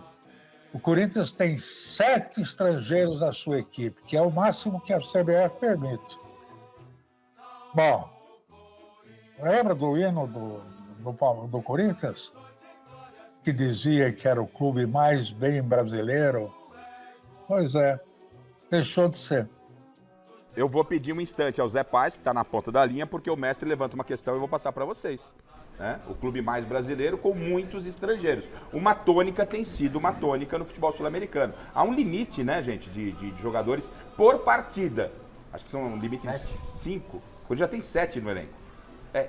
Preocupa vocês, de um modo geral, especificamente o Corinthians, esse grande número de jogadores estrangeiros? Porque, acredito, todo mundo fala, eu não sei se é verdade ou não, mas tem a tal da adaptação de país, cultura, mesmo os caras vindo aqui, países vizinhos, aí você chega num outro país, você sente um pouquinho e tal, né? Demora um pouco para se adaptar. Esse número excessivo de jogadores que estão vindo de outros países é fator para preocupação, gente? Rafa, eu acho que é um caminho sem volta. Isso globalizou o mundo, globalizou também o futebol e o Brasil passa a ser um lugar de passagem para muitos sul-americanos que não têm ligação direta com o clube grande da Europa, vem para o Brasil. Até pela questão econômica. Então o Brasil está para a América do Sul, assim como a Europa, a parte mais rica da Europa no futebol, está para o Brasil. Eu enxergo assim, não tem mais como voltar nesse processo. Não vejo como um problema. Pelo contrário, eu acho que se a gente está querendo ter competições mais fortes, eu acho que este mercado sendo movimentado dessa maneira é um ganho para nós. Quando a gente fala de internacionalizar marcas, quanto mais jogador estrangeiro, a Europa faz muito isso. Por que traz um jogador da Coreia, coloca para jogar num grande time europeu? É porque ele é um grande gênio? Não, é proposital porque eu quero ganhar o mercado coreano, eu quero ganhar o mercado chinês. Então, se nós, brasileiros, que entendemos, que temos know-how falando de América do Sul, então quando eu trago jogadores para cá que vai me atender, eu estou não só montando um elenco importante para a competição que eu disputo aqui, mas também estou contribuindo em internacionalizar a minha marca. A gente está falando futebol e entretenimento. Sim, é espetacular, mas ele é um grande negócio também. Então, quando a gente pensa em negócio, pelo contrário, eu sou extremamente favorável. Eu quero ver o nosso Campeonato Brasileiro, que está entre os 4 melhores do mundo, né? Se eu não estou equivocado, a gente ainda está em 4. Quem sabe um dia brigar para ser o primeiro pelo nível de competitividade. Quanto maior a competitividade nós tivermos aqui, melhor para nós. O nosso campeonato fica um pouco mais interessante e a gente consegue comercializar mais. Por quê? Por mais que a gente agora, as equipes estão investindo nisso, se a gente comparar o futebol brasileiro com o futebol europeu, não vou falar nem com o Norte, nem com a Ásia, mas vamos falar com o futebol europeu, nós ainda somos um pouco mais lentos. E quando a gente traz jogadores de outros países, com outra cultura, com outra forma de jogar, também mexe na nossa zona de conforto. E ao mexer na nossa zona de conforto no sistema tático e tudo mais, faz com que a gente cresça em conjunto. Então eu não vejo isso como prejuízo, a questão cultural. Se tem um país que recebe bem, sim, não, tem na dúvida. América do Sul é o Brasil. O brasileiro acolhe muito bem os seus estrangeiros, vamos falar assim, com exceção de um ou outro quando vem com muita pompa. Tirando isso, é um ganho para todos. Eu sou favorável. Agora, para os dois ex-jogadores, lá no vestiário, aí eu vou relacionar. O que a Ana falou é verdade, né? Estamos falando cultural. O Brasil realmente, bom, se tem um país anfitrião, que gosta de ser anfitrião, somos nós brasileiros. Agora, no mundo da bola, no vestiário, você começa a trazer muita gente de fora. Isso é problema? Não preciso nem falar, a carreira do Miller, já a mera experiência que tem como jogador, como dirigente. Isso no vestiário, muita gente de fora pode causar ciumeira, grupinhos, ou vocês não vêem nenhum tipo de problema em relação a isso dentro do vestiário, vocês como ex-atletas e o Jameli como dirigente? Bom, eu acho que não. Eu também acho que... Rafa, eu acho o seguinte, a gente tem que ver o cara que é bom. Teve essa polêmica dos técnicos. É português, é argentino, é equatoriano, é brasileiro. Tem que ser cara bom. Para de ver o passaporte do cara, sim, a língua que o cara fala. Não. O jogador vai trazer um equatoriano, vai trazer um colombiano, um argentino. Tá bom, o da base nosso aqui é melhor que eles ou não? O da base aqui é melhor? Não traz o cara. Lógico, gastar dinheiro à toa. Não traz o cara. No Santos a gente passou muito, eu quando estive no Santos, passou muito por isso. Perfeito. A gente tinha, vamos trazer fulano, não sei o quê. Pô, peraí, tem um menino na base aqui, cara, vamos valorizar o nosso. Sim. Então acho que essa análise tem que esquecer o passaporte, esquecer o cara, de onde que ele vem. Né? E claro, você tem a parte econômica também. Hoje o Brasil está numa situação econômica como país melhor do que muitos países da América do Sul. Então o dinheiro é mais forte, o real é mais forte do que o peso, é mais forte do que as outras moedas. Então você tem uma capacidade de barganha de trazer um jogador de seleção por um preço menor. Só que só porque o cara é de seleção do Equador não quer dizer que na base do Corinthians não tem um lateral direito, um lateral esquerdo melhor que esse. No São Paulo, no Jameli, Santos. mas aí a gente está falando da nossa qualidade analítica para analisar Exato. O que nós temos, qual é o trabalho que nós estamos realizando na nossa base, olhar primeiro hoje, aqui para depois buscar no todos mercado. Os times hoje têm um trabalho de scout, de análise de desempenho em todo lugar. Vocês estavam falando agora que tem que apresentar o Corinthians para esses jogadores que estão chegando. Tem que apresentar. Porque você jogar no Santos é diferente, a cultura do Santos, do que jogar no Corinthians. Claro. Perfeito, você vai jogar no Inter, é diferente de jogar no Atlético Mineiro. Né? O Miller passou por isso. Jogou no Japão, não era diferente lá no Caxias Reis do que jogar no Torino? Sim. Então, o lado, eu acho que também é uma coisa importante que a gente falar. Hoje, qualquer campeonato, você quer saber do campeonato da Tailândia, que tem um jogador lá, você sabe. Você vê o cara dentro de campo. Mas eu acho que a parte social e a parte mental, a parte psicológica tem que ser mais trabalhada hoje. Você tem que contratar o cara que vai encaixar. Esse cara vai se adaptar ao Brasil? O jogo dele é bom? Tá, dentro de campo eu vi, a gente vê. E fora de campo, ele vai se acostumar a morar em São Paulo? Quanto a isso, não tem dúvida. Eu falo do relacionamento de vestiário. E aí o Miller, melhor do que ninguém, pode falar, porque a gente ouve algumas histórias de jogadores brasileiros que vão lá para a Europa, por exemplo, e às vezes há aquela... Mas acho que mudou bem o cenário, hein, Garrafa, acho que mudou em relação à época em que o Miller jogava. Mas enfim... É a tal da globalização. Eu essa relação do vestiário também, essa relação dos atletas de clube. Dentro do vestiário, ela pode ser problema? Muita gente de fora, forma a panelinha dos gringos, eu não brasileiros. Vejo, eu não concordo com tudo que a Ana e o Jameli falaram. Eu concordo. Só que eu vou acrescentar mais uma coisa. Assim, eu não discordo se um estrangeiro vir, um jogador estrangeiro longe jogar. Disso, claro. Isso é outra coisa, entendeu? Agora, tem que trazer qualidade. Quer dizer, ver as contratações do Corinthians e ver a contratação do Flamengo. Sem comentário. Então, eu sou a favor disso. O Flamengo contrata o De La Cruz. Sabe que ele vai jogar, que ele vai arrebentar. Vai chegar e dar a camisa pra ele. Exatamente. Os jogadores estrangeiros do Corinthians são jogadores medianos. São jogadores que não pode viver de lampejo. Agora vai, agora não. Quer dizer, então, esse tipo de contratação aos montes, eu não concordo. O Inter trouxe o Valência. E o Palmeiras trouxe quase ninguém, porque também não precisa, porque dá espaço para os caras da base. Aí já é uma outra coisa, né? O Palmeiras é outra realidade. Então o que acontece? O Inter foi lá e trouxe o Valência, atacante, sabe que ele A bola resolve. Chegou pra jogar. Exatamente. Chegou e entrou na Libertadores. O goleiro do Inter, que é um goleiraço, chegou, pisou a camisa, pronto, acabou. Agora, trazer jogador só porque é estrangeiro, só porque joga lá fora e tem que trazer como o Corinthians está trazendo, como outros times estão trazendo, eu não concordo aí. Porque aí você, como o Jamel falou, coloca um jogador da base. É isso. Valoriza a base. E aí fica essa interrogação que foi colocada pela Ana e por todos aqui no início da conversa. O Corinthians, ou seja, nesse momento, para a nossa bancada, não dá para brigar de igual para igual. São apostas, a gente vai ter que ver esse time dentro de campo. Só mais um instante, Zé Paz, porque tocou a nossa campainha. Marina Buffon tá assim, garrafa. Temos presentes, né, Marina? É isso, Garrafa. O primeiro presente já foi, tá? Uma luva da Poker em parceria com a loja Gol de Placa de Santo André. Vai para o Orlando Gaeta Lopes, lá de Jundiaí. Nossa equipe vai entrar em contato com você para você vir retirar seu prêmio aqui. Legal. Então, para minha mãe que está lá em casa nos acompanhando, São Paulina, quem vai no programa hoje? O que você vai falar do São Paulo e tal? Hora e vez do São Paulo. Alô, Mauro Segura. Alô, Liso, o pessoal lá no Paraná. Alô, Alexandre Silvestre, não mais, porque agora ele é palmeirense. Vamos com as informações do São Paulo, a semana tricolor. A semana tricolor com o nosso José Paz. Pois não, Zé?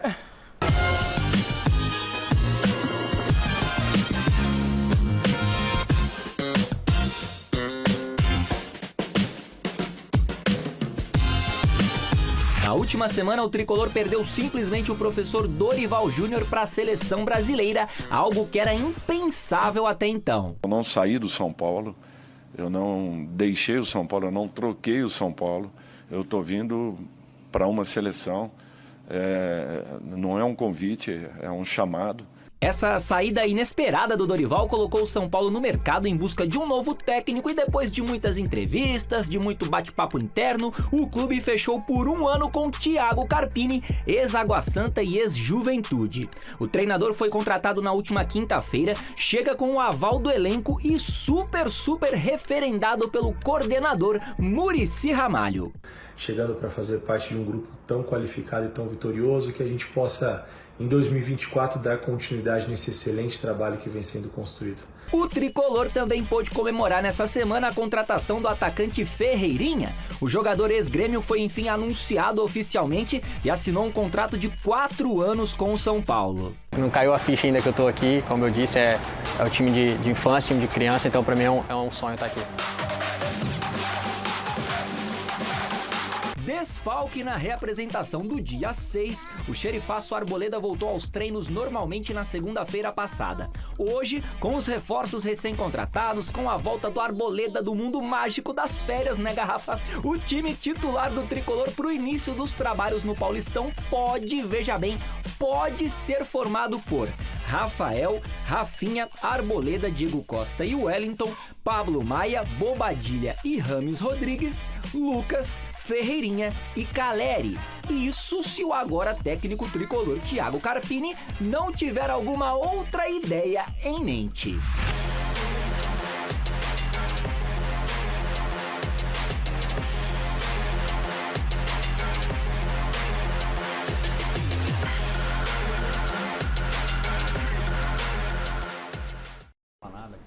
Bom, tá aí então o Zé Paz fazendo um raio-x do São Paulo, esboçando o São Paulo, que teve também jogo-treino ontem, não é isso, Fini?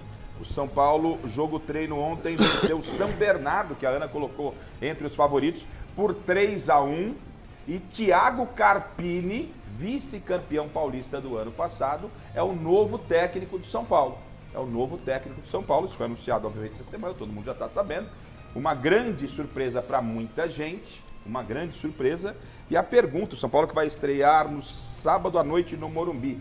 Aí os gols aí. Morumbi? Do jogo Estarei lá. Morumbi. Estarei lá. Falar no plural.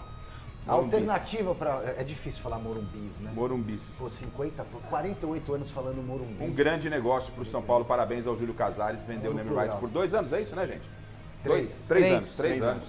E pegou uma grana muito legal. Tá aí a movimentação do São Paulo. Lamentavelmente, eu não vejo nenhum problema da imprensa estar acompanhando esses jogos treinos. Eu acho que a gente tem que estar muito mais próximo. O torcedor tem que estar muito mais próximo. São times com caras novas. Rafa, acabou, velho. Né? Eu lamento, mas eu vou... Repórter. Ok, mas eu vou continuar. Começo de temporada era advogando. Sempre passar a temporada dentro do CT, vendo avaliação clínica, física, técnica. Poxa vida. E não estamos advogando em causa própria. Não é que eu, como repórter, o Silvestre como repórter, te gosta, quero estar lá vendo. Não, é pra gente, nosso papel é levar para você lá em casa o que está acontecendo. Tá aí, então, na tela aí, um provável São Paulo. Um provável São Paulo. Você consegue colocar aqui para mim, Fini? Não, né? Tá ali em cima, deixa eu ver lá. Então, Rafael, tá aqui, ó. Rafael, Rafinha, Arboleda, Diego Costa e o Wellington. Repetindo que esse não é o time titular de São Paulo, mas tem jogadores chegando. Pablo Maia, Bobadilha, Rames Rodrigues, Ferreirinha, Caleri e Lucas Moura. É aquela pergunta que eu fiz para vocês no início aqui, quando você olha aqui o time aqui escalado aqui, tem muito do que vocês me responderam lá. A diferença, Garrafa, quando você vê o elenco do Corinthians, como a gente acabou de avaliar agora, engraçado, e compara, isso eu estou falando só de você comparar os nomes, né? Muito obrigado a vocês, viu? Escalações. Vocês me anteciparam o que eu estou vendo aqui no campinho. E aí você olha agora, se a gente for comparar agora friamente o que a gente viu anteriormente do Corinthians com o que a gente está vendo do São Paulo, é indiscutível. Não sei se vocês concordam, mas é indiscutível. Concordo, e acho que o Luciano tinha que estar nesse campinho titular aí, porque como ele encerrou a temporada passada jogando muito bem, mesmo não sendo titular. Já tá cornetando? Pra mim, ele deveria tá querendo fazer uma crise no São Paulo? Não, calma. Tô querendo fazer uma crise interna. Só Miller, é artimanha de palmeirense. Isso aqui é crise aqui com a nossa produção. Tem que botar o Luciano aí, pô. Mas talvez o mais importante é que você tenha opções, né, para montar. Isso aqui é um esboço de temporada, é muito longa, né? Não, eu entendo. E a gente vai discutir, obviamente, a chegada do Carpini, que ele é que vai ter que conduzir tudo isso. Mas em termos de time, assim, eu confesso, eu estou voltando de férias hoje, é processo natural, a gente vai acompanhando nas redes sociais, não com a mesma frequência do dia a dia do trabalho, a gente está acompanhando tudo que está acontecendo. E aí, quando eu jogo para vocês lá no início do programa, quem é a primeira, a segunda força, o São Paulo ganhou uma força muito grande entre vocês e eu me surpreendi, confesso, me surpreendi, assim. Mas aí a gente discute o Corinthians, a gente passa aqui 40, 50 minutos falando do Corinthians, as possibilidades, os problemas. E aí a gente vai iniciar a discussão com o São Paulo. E aí você olha esse time, é um time formado, como vocês disseram, lá atrás, né? E com peças importantes, chegada do Ferreirinha, o Rames Rodrigues, que até agora não disse aqui veio, e o Dorival, eu disse domingo passado aqui, Ana, e Jameli, você que está em casa e não nos acompanhou, eu disse que se tinha alguém que tinha ficado feliz lá no São Paulo com a saída do Dorival, era o Rames, porque estava claro e evidente que o Dorival não queria aproveitar o Rames. Com o Carpini, acende uma luz por ser um novo técnico, de que esse jogador possa realmente decolar? Garrafa, a diferença é grande, né? Você vê o campinho do Corinthians e o campinho do São Paulo, se você tivesse que escolher um para ser o técnico, o que você queria? É diferente. Claro. Talvez a diferença seja fora do campo. Né? A gente está falando que o destaque do Corinthians é o Cássio e o Mano. Aqui vai ser o que o Carpini vai fazer. Porque o Dorival colocou esse time para jogar. O Dorival saiu. É página virada. Vamos ver o que vai acontecer agora com a chegada do Carpini. Que ele tem condição de fazer um trabalho bom, igual do Dorival ou até superior, tem. Só que daí tem todo um processo de adaptação. É diferente de treinar o Juventude e treinar o São Paulo. Claro. Né? Não só a qualidade dos jogadores, mas a pressão, né? a cobrança que você tem. Né? O Juventude subiu da Série B para a Série A, beleza, o São Paulo tem que ser campeão. Vai jogar Libertadores. Ainda mais com o fato de ter vencido a Copa do Brasil ano passado, a cobrança do torcedor, ela está no parâmetro do título da Copa do Brasil. Para vocês aí que jogaram bola profissionalmente no vestiário, porque o técnico parece ser muito bom, né? Que ele fez o ano passado, espetacular. Agora, ele tem 39 anos, ele consegue adotar o mesmo estilo de comandar em relação ao que ele fazia no Juventude, no Água Santa? O que vocês acham? Eu acho que o grande desafio que ele tem é esse, né? É essa gestão fora de campo. Que taticamente ele é bom, que ele tem uma equipe que vai dar treino bom, que ele vai deixar esse time nos cascos, fisicamente ele vai ter. Agora, é diferente você falar com o jogador do Juventude e você chegar pro Rafinha, né? Luciano. Você chega pro Rafinha, Luciano, o Arboleda mesmo. Sim. O cara chega mais pianinho, então, no vestiário? Não é mais pianinho, mas ele tem que se impor mais convencendo. O Rafinha foi treinado por quem? Os melhores treinadores do mundo. Ele tem quase a mesma idade que o técnico. E daí chega um treinador novo e fala, opa, peraí, o professor, o mister, o homem, o chefe, não sei, não me convenceu. Então acho que ele tem que conseguir essa vantagem. Então, Jamel, eu acho que assim, primeiro eu conheço o Carpini, tenho que parabenizá-lo, parabenizar o Júlio pela ousadia de trazer um treinador jovem no início, que é extremamente promissor, porque ele fez uma excelente campanha com o Água Santa. outra excelente campanha com o Juventude. Eu acho que o grande fator que você citou com propriedade do Carpini, a gente tem vários tipos de liderança, né? A liderança motivacional, a liderança técnica, a liderança da experiência que ele não tem de rodagem. Qual vai ser a grande liderança do Carpini? E eu acredito que ele vai saber usar isso com muita maestria. A liderança técnica, sim, a competência técnica. Porque os clubes nos quais ele passou mostrou por A mais B que ele tem essa condição técnica. E aí um jogador como o Rafinha, que passou com grandes maestros, quando vê um jovem que tem essa condição técnica, ele vai parar para ouvir. Então acho que o primeiro ponto do Carpini, e eu acho que ele vai dar conta do recado, porque acompanhei a trajetória dele aqui em São Paulo, é isso, ele vai trabalhar, onde ele vai conquistar os jogadores? Pela liderança técnica. O Luxemburgo fez isso. Uma vez que eu ganho a liderança técnica, aí eu vou para a liderança motivacional, aí eu vou para a liderança do relacionamento, eu vou primeiro por esse ponto. E a vantagem dele também, gente, o Dorival deixou a bola redondinha. A bola tá quicando, ele só tem que bater pro gol. Né? Eu tô ali, tá todo mundo falando e o Miller tá assim, ó. Miller, este São Paulo, que no papel é um time que chama a atenção, você já vem dizendo já há muito tempo que São Paulo, se mantiver o Lucas vai continuar brigando e reforçar um pouco mais, chegou o Ferreirinha agora, vai brigar, vai bater de igual para igual com os chamados grandes aí. Mas chega o Thiago Carpini pela necessidade da saída do Dorival. Foi um acerto da diretoria do São Paulo, dentro do mercado, é uma aposta que te preocupa, enfim.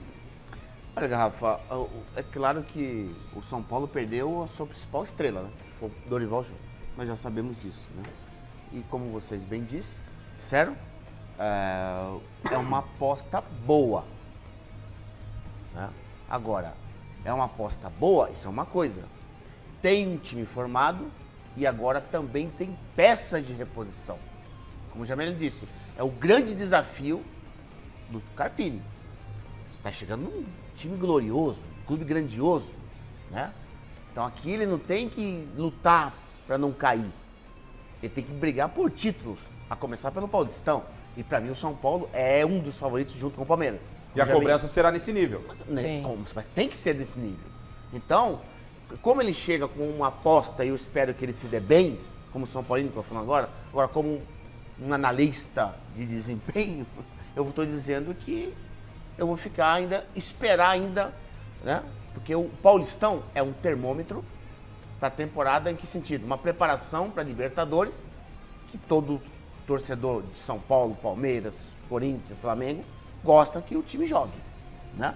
Então, o Paulistão para o Carpini é o tal do laboratório, né? Um bom laboratório, porque precisa vencer. E o adversário dele principal é o Palmeiras.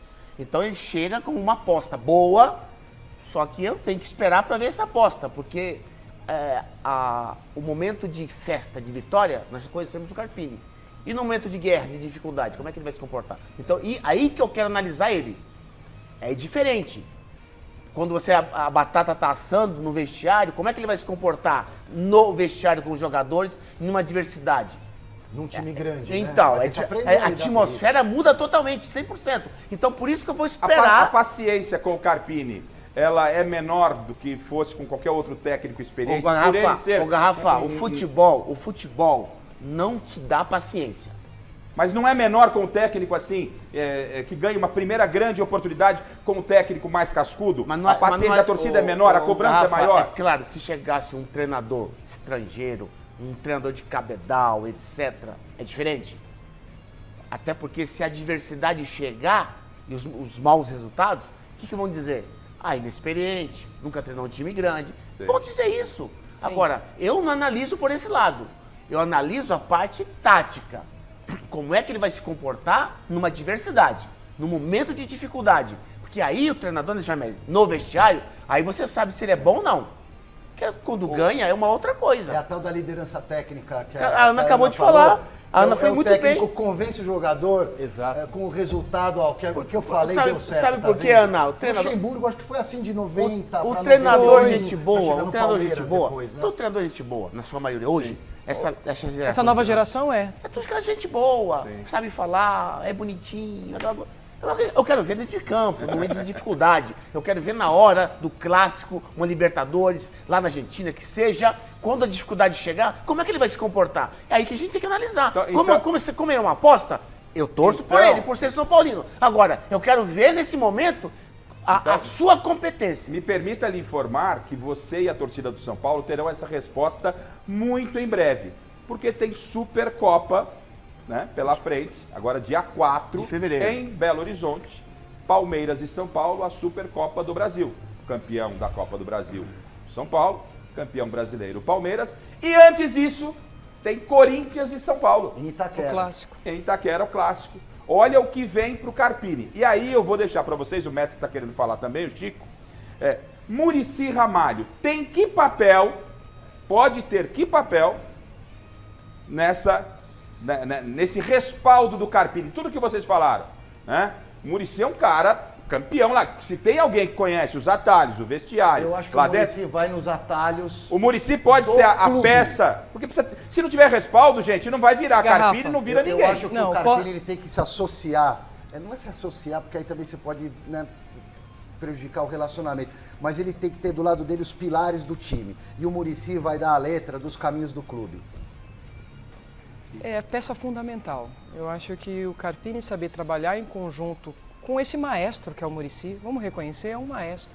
Pela história dele, por si só é um maestro e sabe todos os meandros, todos os caminhos, o que é o clube, a história do clube, o que significa. E assim, o Miller falou muito bem, falando em aposta, ele já sabe que ele é uma aposta. O Carpini sabe que ele está tendo a oportunidade dos sonhos que todo jovem treinador sonha em ter.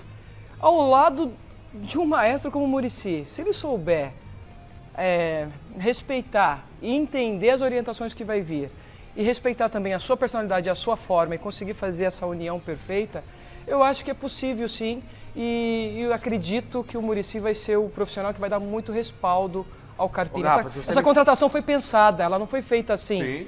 Foi muito pensada. Eu acho que, quero parabenizar o Júlio, porque a estrutura que ele vem montando, e não foi à toa que ele foi reeleito, no São Paulo, de reestruturação, de recondução do clube, é tudo muito pensado. E o mercado oferecia poucas opções. É tudo muito articulado, não é uma coisa assim de supetão. Então eu entendo que a contratação do Carpini foi pensada, foi analisada e se tem o Muricy do lado. Ô Rafa, se o Renato chegasse para treinar qualquer time aqui em São Paulo, grande, eu ia dizer para você assim, é uma grande contratação. Tá. Até porque ele, com aquele time ruim do Grêmio, ele chega a vice-campeão brasileiro, significa que ele é bom. E também já tem uma história muito grande, mais de 20 anos como treinador. Muita experiência. Exatamente. Agora, eu posso dizer, Silvestre, dizer assim, olha, é uma aposta boa, mas eu tenho minhas dúvidas. Eu posso ter minhas dúvidas. Por que não?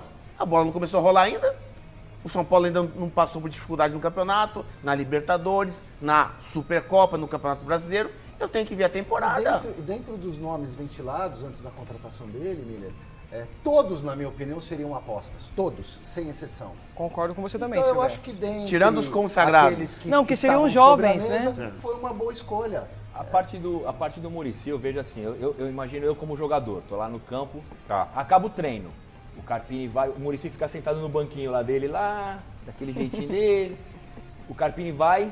Fica meia hora conversando com o Muricy, os dois no banco de reserva, os jogadores estão saindo, foram tomar banho, voltaram, vou falar, eu chego pra Ana, chego pro Miller, chego pro Silvestre e falo, cara, eles estão conversando lá, o homem que chegou não é bobo.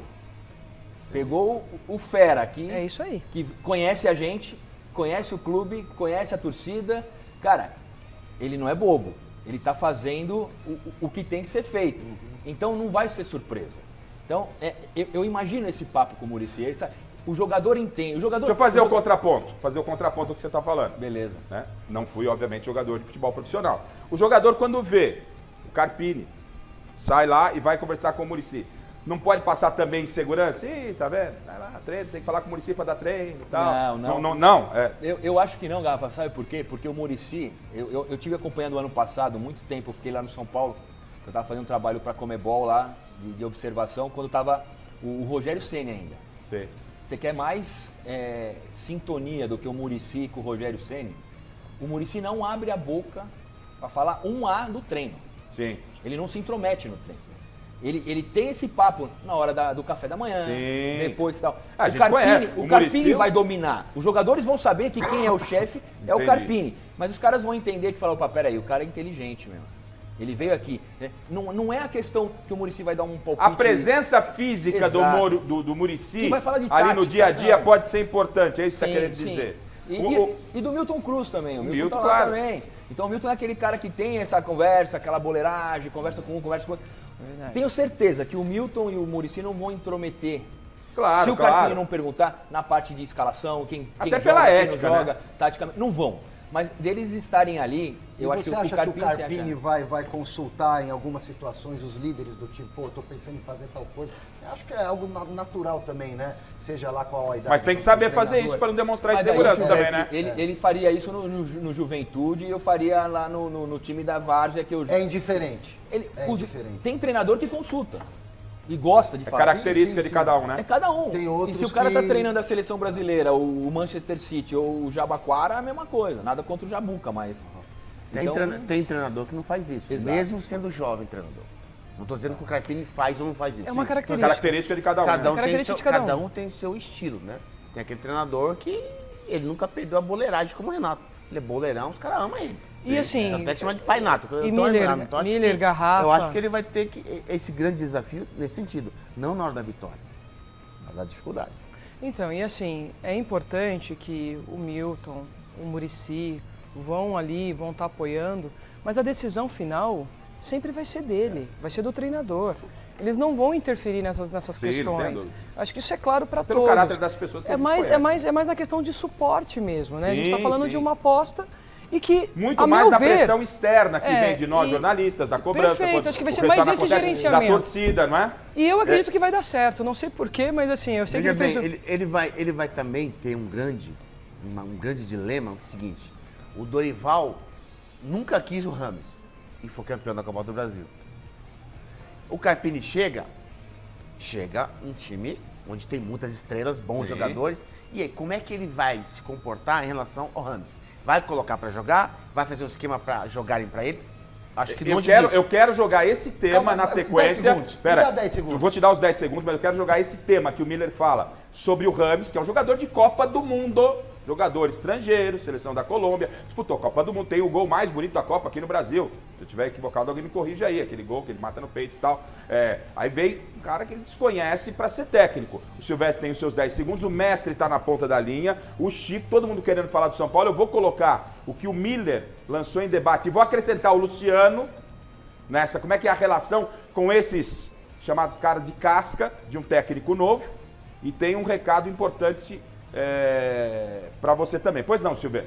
Seus 10 segundos. Muito obrigado. Achei que seria depois do merchan. Já se foram 3. 5. Então, Carpini, eu falo depois do merchan. Tá bom. Na frente do Mestre ainda? E na frente do Mestre. Nossa já foram 2 senhora, segundos, tem 7. Agora eu fiquei com vergonha. Tá gastando, 4.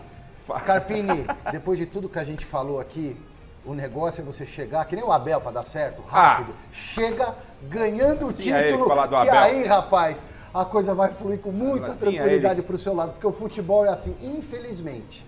Essa é a grande verdade. Ele tinha que colocar... Chega aqui ganhando o título, levantando taça, aí tudo é uma maravilha. Tá certo. Aí o ex-São Paulino Alexandre Silvestre, o jabelista e palmeirense. Mestre, e esse São Paulo de Thiago Carpini, tá otimista? Qual é a sua avaliação, mestre?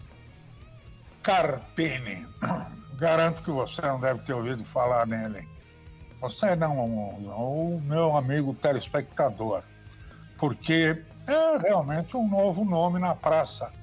Ele era um jogador até outro dia, se aposentou cedo, começou a treinar e está com 39 anos e garante que é um treinador que gosta do futebol ofensivo. Deus o ouça, meu caro, Deus o ouça. E no São Paulo, o que ele pode fazer? Ele tem que primeiro arrumar um lugar certo e dar moral para esse rapaz, o Rames Rodrigues, jogar. Porque um futebol ofensivo nasce no meio de campo, com jogadores de talento que saibam iniciar bem o ataque. E o Rames Rodrigues é esse tipo de jogador.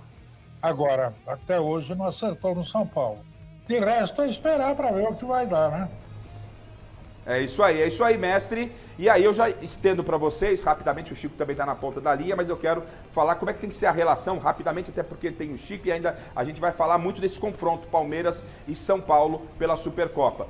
Essa relação de um técnico novo, um técnico que chamou a atenção pelo que fez, tira o Juventude da zona de rebaixamento, leva a Série A, leva o Água Santa e vence o Palmeiras no primeiro jogo.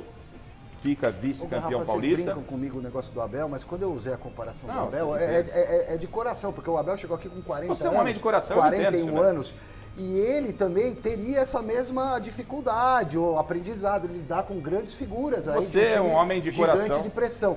E por que ele conseguiu? Imagino eu que também porque chegou ganhando o título. E você é um homem de coração, porém dividido entre Palmeiras e São Paulo, mais para Palmeiras. Gente, como lidar... Por exemplo, a gente sabe que o Luciano reclama até da água. Depois que inventaram tá ruim, parece que nada tá bom pro Luciano. É a característica dele, estou fazendo uma brincadeira, é a característica dele dentro de campo. É um cara que ferve muito e é um cara de personalidade. Como lidar com um cara desse? O Miller falou, Rames, né? Eu estava citando aqui Rames, Copa do Mundo e tal. Esse é um problema à parte pro Carpini dentro do vestiário, lidar com as estrelas, com aqueles jogadores que... Como é que ele entra no vestiário com esses caras? Ele vai aprender no dia a dia a lidar com grandes estrelas. Até então... Nunca lidou, né? Exatamente. Então ele vai aprender no dia a dia. É isso que eu estou te falando. Os desafios do Carpini no São Paulo serão muito grandes. Não é só escalar o time e colocar para jogar, não é isso. É o dia a dia. O dia a dia conta muito no time grande para o treinador, que chega de um time pequeno, que chega sem currículo. Então isso aí conta muito, principalmente, como eu te falei, principalmente no momento que tem que resolver uma situação que está todo mundo em dúvida, entendeu? O boleiro mais experiente... O Jamel sabe o que eu tô falando. O boleiro mais experiente, ele vai consultar o outro boleiro. Sim. Ele não vai consultar o treinador.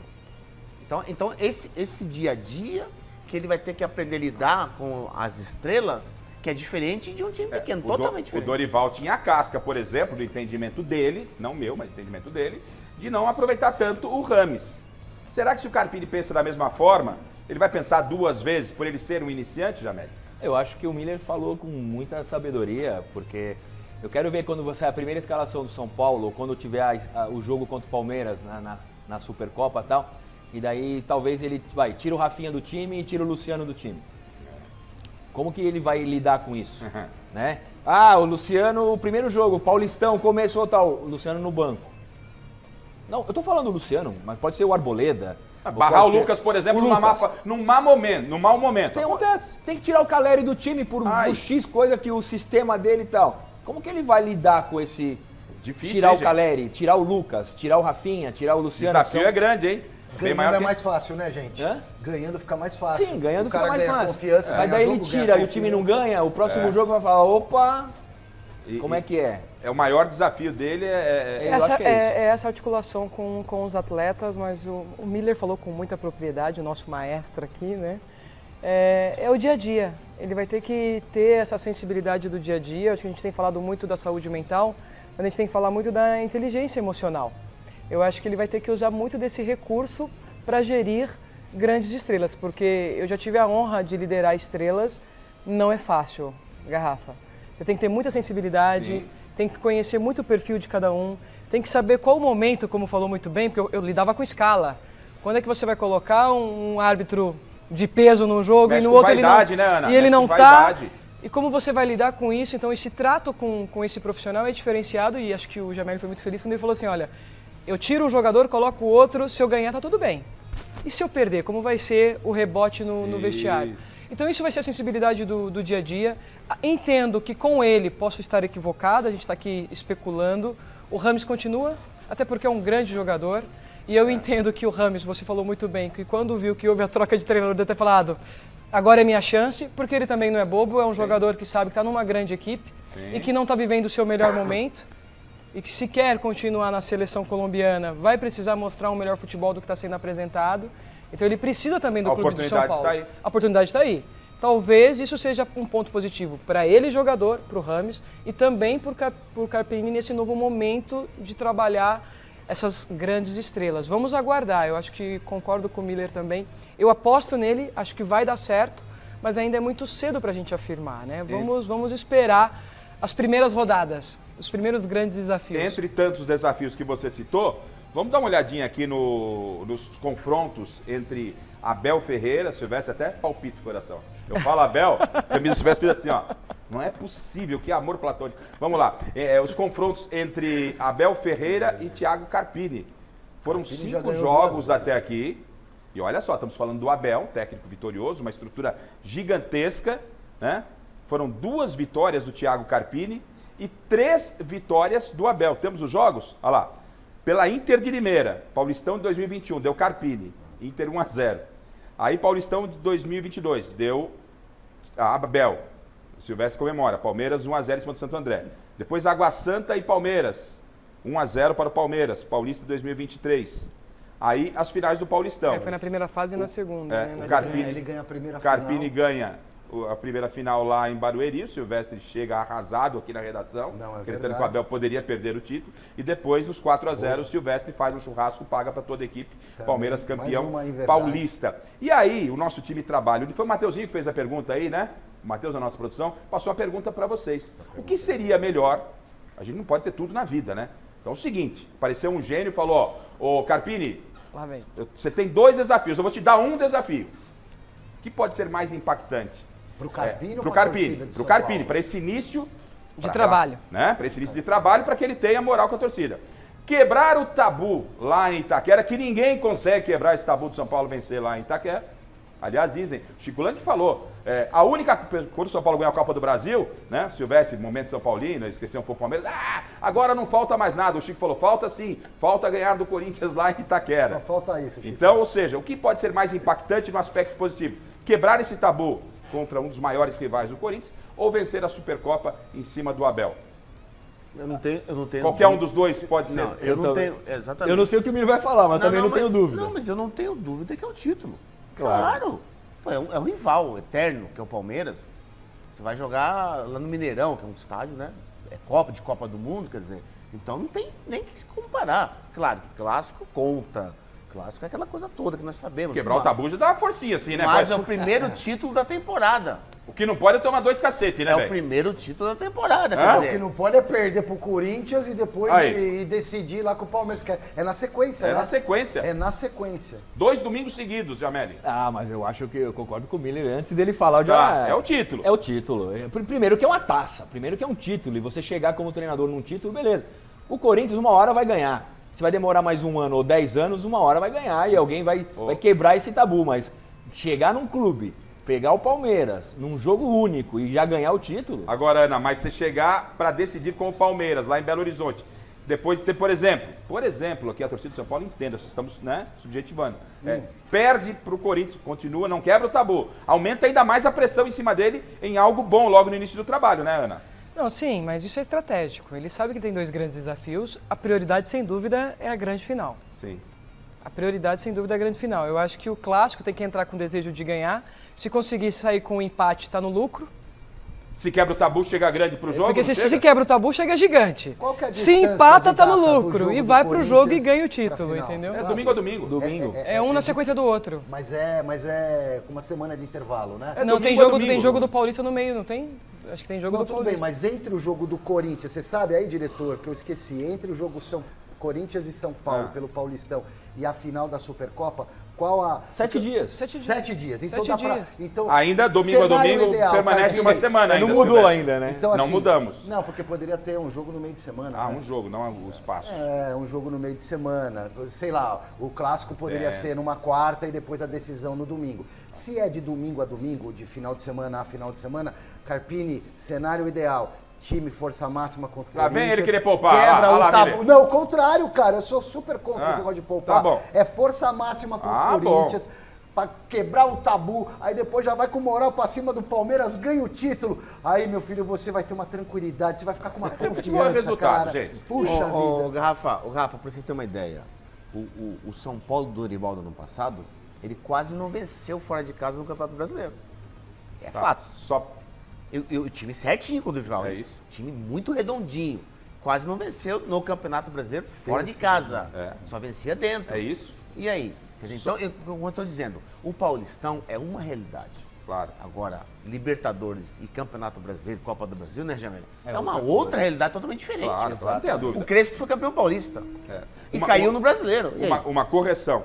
Terça Será e terça e domingo. Então, terça e domingo não tem um jogo no meio. O Chico tá na ponta da linha e...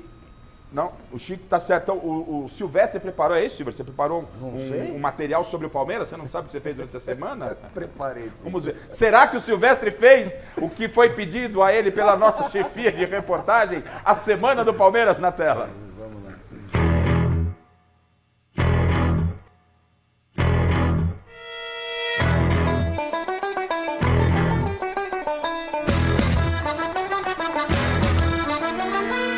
O Palmeiras iniciou a pré-temporada com 2 ausências de peso.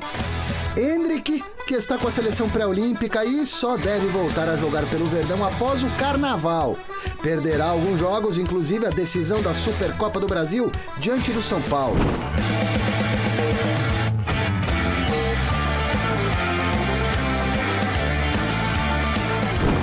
E o Abel Ferreira, que retorna apenas amanhã às atividades na academia de futebol. Ganhou uns diazinhos extras de férias para relaxar antes de mais uma temporada repleta de desafios e maratona de jogos. Nessa primeira semana de trabalho no Palestra, reforços foram apresentados. Aníbal Moreno, volante argentino, ex-Racing. E o atacante que veio do Cruzeiro, em princípio, para compor o elenco, Bruno Rodrigues. Eu tô agora no maior campeão do Brasil, então agora é focar no Palmeiras e mostrar meu trabalho aqui no Palmeiras. Caio Paulista, ex-tricolor, que pulou o muro, está treinando com os novos companheiros e encantado com as instalações do Alviverde. Aqui é coisa de primeiro mundo e hoje eu pude ver com meus próprios olhos. E fico feliz, vou poder usufruir de toda essa estrutura aqui. O ano mal começou e a meta de vendas de jogadores estipulada pelo clube para 2024 já foi batida. A previsão, ao menos, uma vez que quase 200 milhões de reais vão cair na conta do Palmeiras na metade do ano, quando o Endrick irá se transferir para o Real Madrid. Isso sem contar com cerca de 90 milhões que serão pagos pelo Zenit da Rússia, pelo Arthur. Negócio fechado. O que está pegando nesse início de ano é que o investimento da Crefisa, que chegou a ser o maior patrocínio master do futebol brasileiro até outro dia, ficou para trás em relação a Flamengo e Corinthians, diante de um mercado que mudou repentinamente com a chegada das casas de apostas. Nesta semana, a titia Leila vai convocar uma entrevista coletiva e a expectativa é que a presidente anuncie, ao menos, um reajuste. Dentro das 4 linhas, um time base inicial deve contar com o seguinte 11 titular, levando-se em consideração que o Dudu tá machucado, que o Gabriel Menino segue na transição da cirurgia no tornozelo e que reforços chegaram e podem ganhar espaço. Mas vamos lá. O Everton, Marcos Rocha, Gustavo Gomes, Murilo, Mike, Richard Rios, Zé Rafael e Piquerez, Veiga, Breno Lopes e Rony. Bom, já dissemos aqui que o Palmeiras é o grande favorito à conquista do Campeonato Paulista, por exemplo, né? É a primeira força. E lá no início do programa, né? e de forma muito inteligente e pontual, eu entendo que a presidente Leila convoca uma coletiva que a Marina Buffon estará lá na terça-feira, só com jornalistas mulheres. Simbolicamente, pelo momento, eu acho um grande barato. Espero que a presidente não tenha se utilizado desse momento, que isso possa se repetir em outras oportunidades, para realmente marcar esse momento importante das mulheres em outras oportunidades, e não só no momento em que a Leila será cobrada, claro, pela história dos 123 milhões, o patrocínio do Corinthians. Silvestre, que é setorista do Palmeiras, não vai participar dessa coletiva. A Marina Buffon vai lá representá-lo, e muito bem, com toda a categoria. E a Ana tem a palavra dessa decisão da presidente do Palmeiras na próxima terça-feira, que ela vai se manifestar, obviamente, perante as mulheres, que vão trazer as informações referente à grana que ela vai ter que equiparar da publicidade do Corinthians, Ana. Somente quero parabenizar a Leila pela iniciativa. Eu acho que é a primeira vez na história que é feita uma coletiva num time de primeira divisão masculino, acho que é importante frisar isso, no mundo, feito somente com mulheres. Agora, cabe às nossas queridas jornalistas as repórteres que lá estarão para fazer as perguntas de acordo com os nossos interesses para a Leila. E assim, eu quero agora cutucar o Silvestre aqui, agora é o momento, porque foi a primeira vez também que eu ouvi, em todos os meus anos de carreira, já são mais de 20 e alguns, para não falar muito, senão o pessoal vai matar a idade, em que um jornalista fala publicamente que precisa trocar a genitália para poder ir cobrir o Palmeiras. Eu fui irônico, obviamente, porque eu não concordo, eu entendo. Vou te dar a chance de corrigir. Corrige. Não. Corrige. Porque não, só vai poder participar da coletiva mulheres. Eu entendo o movimento que ela quer fazer. Mas na semana passada ou retrasada, ela também propôs uma entrevista coletiva e selecionou alguns órgãos de imprensa. Então, a minha filosofia, ela vale tanto para a questão do masculino, do feminino, quanto de escolher órgãos de imprensa. Para mim, órgãos de imprensa ou órgãos genitais não tem nada a ver com essa história. Para mim, tem que ser entrevista coletiva e vai todo mundo. E as mulheres que estão cada vez mais participando do negócio de futebol, que entrem na coletiva, façam todas as perguntas e tá tudo certo. Eu não gosto desse processo seletivo. Ô, Garrafa, eu acho então significa que se amanhã um presidente de um grande clube disser assim, olha, terça-feira, quarta-feira, eu vou dar uma entrevista só para jornalista homem. Ele está sendo preconceituoso? E aí? Pode ficar em silêncio mesmo, porque se eu só vou falar com homem, não falo com mulher. Eu tô sendo machista. E agora, só falo com mulher. Peraí, eu discordo disso. Até porque num grande clube, Ana, sabe, com rede social hoje, tem 200 jornalistas, blogueiro que seja. Poxa, você vai monopolizar uma coisa? Eu não concordo. Eu não quero... Só para fechar, Garrafa, rapidinho, eu acho que assim, eu entendo o Silvestre quando ele fala da questão de separar um grupo para uma coletiva, ou a questão das mulheres agora. Entendo você também, Miller, mas eu entendo também porque por muitos anos, nós jornalistas que estamos trabalhando na cobertura esportiva sofremos preconceitos para chegar a um momento tão ícone como esse, liderado pela Leila. Vocês estão corretos. Penso que simbolicamente, vocês estão corretos, concordo com vocês. Eu elogio a presidente do Palmeiras, simbolicamente. Mas eu entendo que é um momento que a gente tem que parabenizar e isso não tem que ser uma regra, não pode também ser uma sequência de ter sempre coletivas. Entendo a posição do Silvestre e também a posição do Miller. E o diretor fala, Garrafa, me entenda que eu tenho que ir para o comercial. Então vamos para o comercial, voltamos já já. Que legal, estamos de volta. Marina, temos presentes e enquete? Exatamente, Garrafa. O segundo presente, que é a camisa do São Paulo, tamanho G, uma bola da Topper, em parceria com a loja Gol de Placa do Santo André, é para o José Hidalgo dos Santos, da Vila Mariana. A produção vai entrar em contato com você. E a enquete ficou com Palmeiras 32%, logo atrás o Corinthians com 28%. Qual o clube que melhor se reforçou até agora, Garrafa? Obrigado, Marina. Boa noite. O Santos venceu o Oeste por 2-0 em jogo treino e estreia com o Botafogo. Terminando o mesa, você sabe, tem Ravissani, hoje com um convidado muito especial, o publicitário e administrador de empresa Walter Longo estará conosco aqui. Miller, boa noite. Silvestre, boa noite. Boa noite. Jameli, abração. Boa noite, Elinha, beijo, obrigado pela presença. Pai de menina, hein? Amanhã, 6 da tarde, tem Gazeta Esportiva. Vem com a gente, obrigado pelo carinho da sua audiência. Valeu? Tchau, tchau.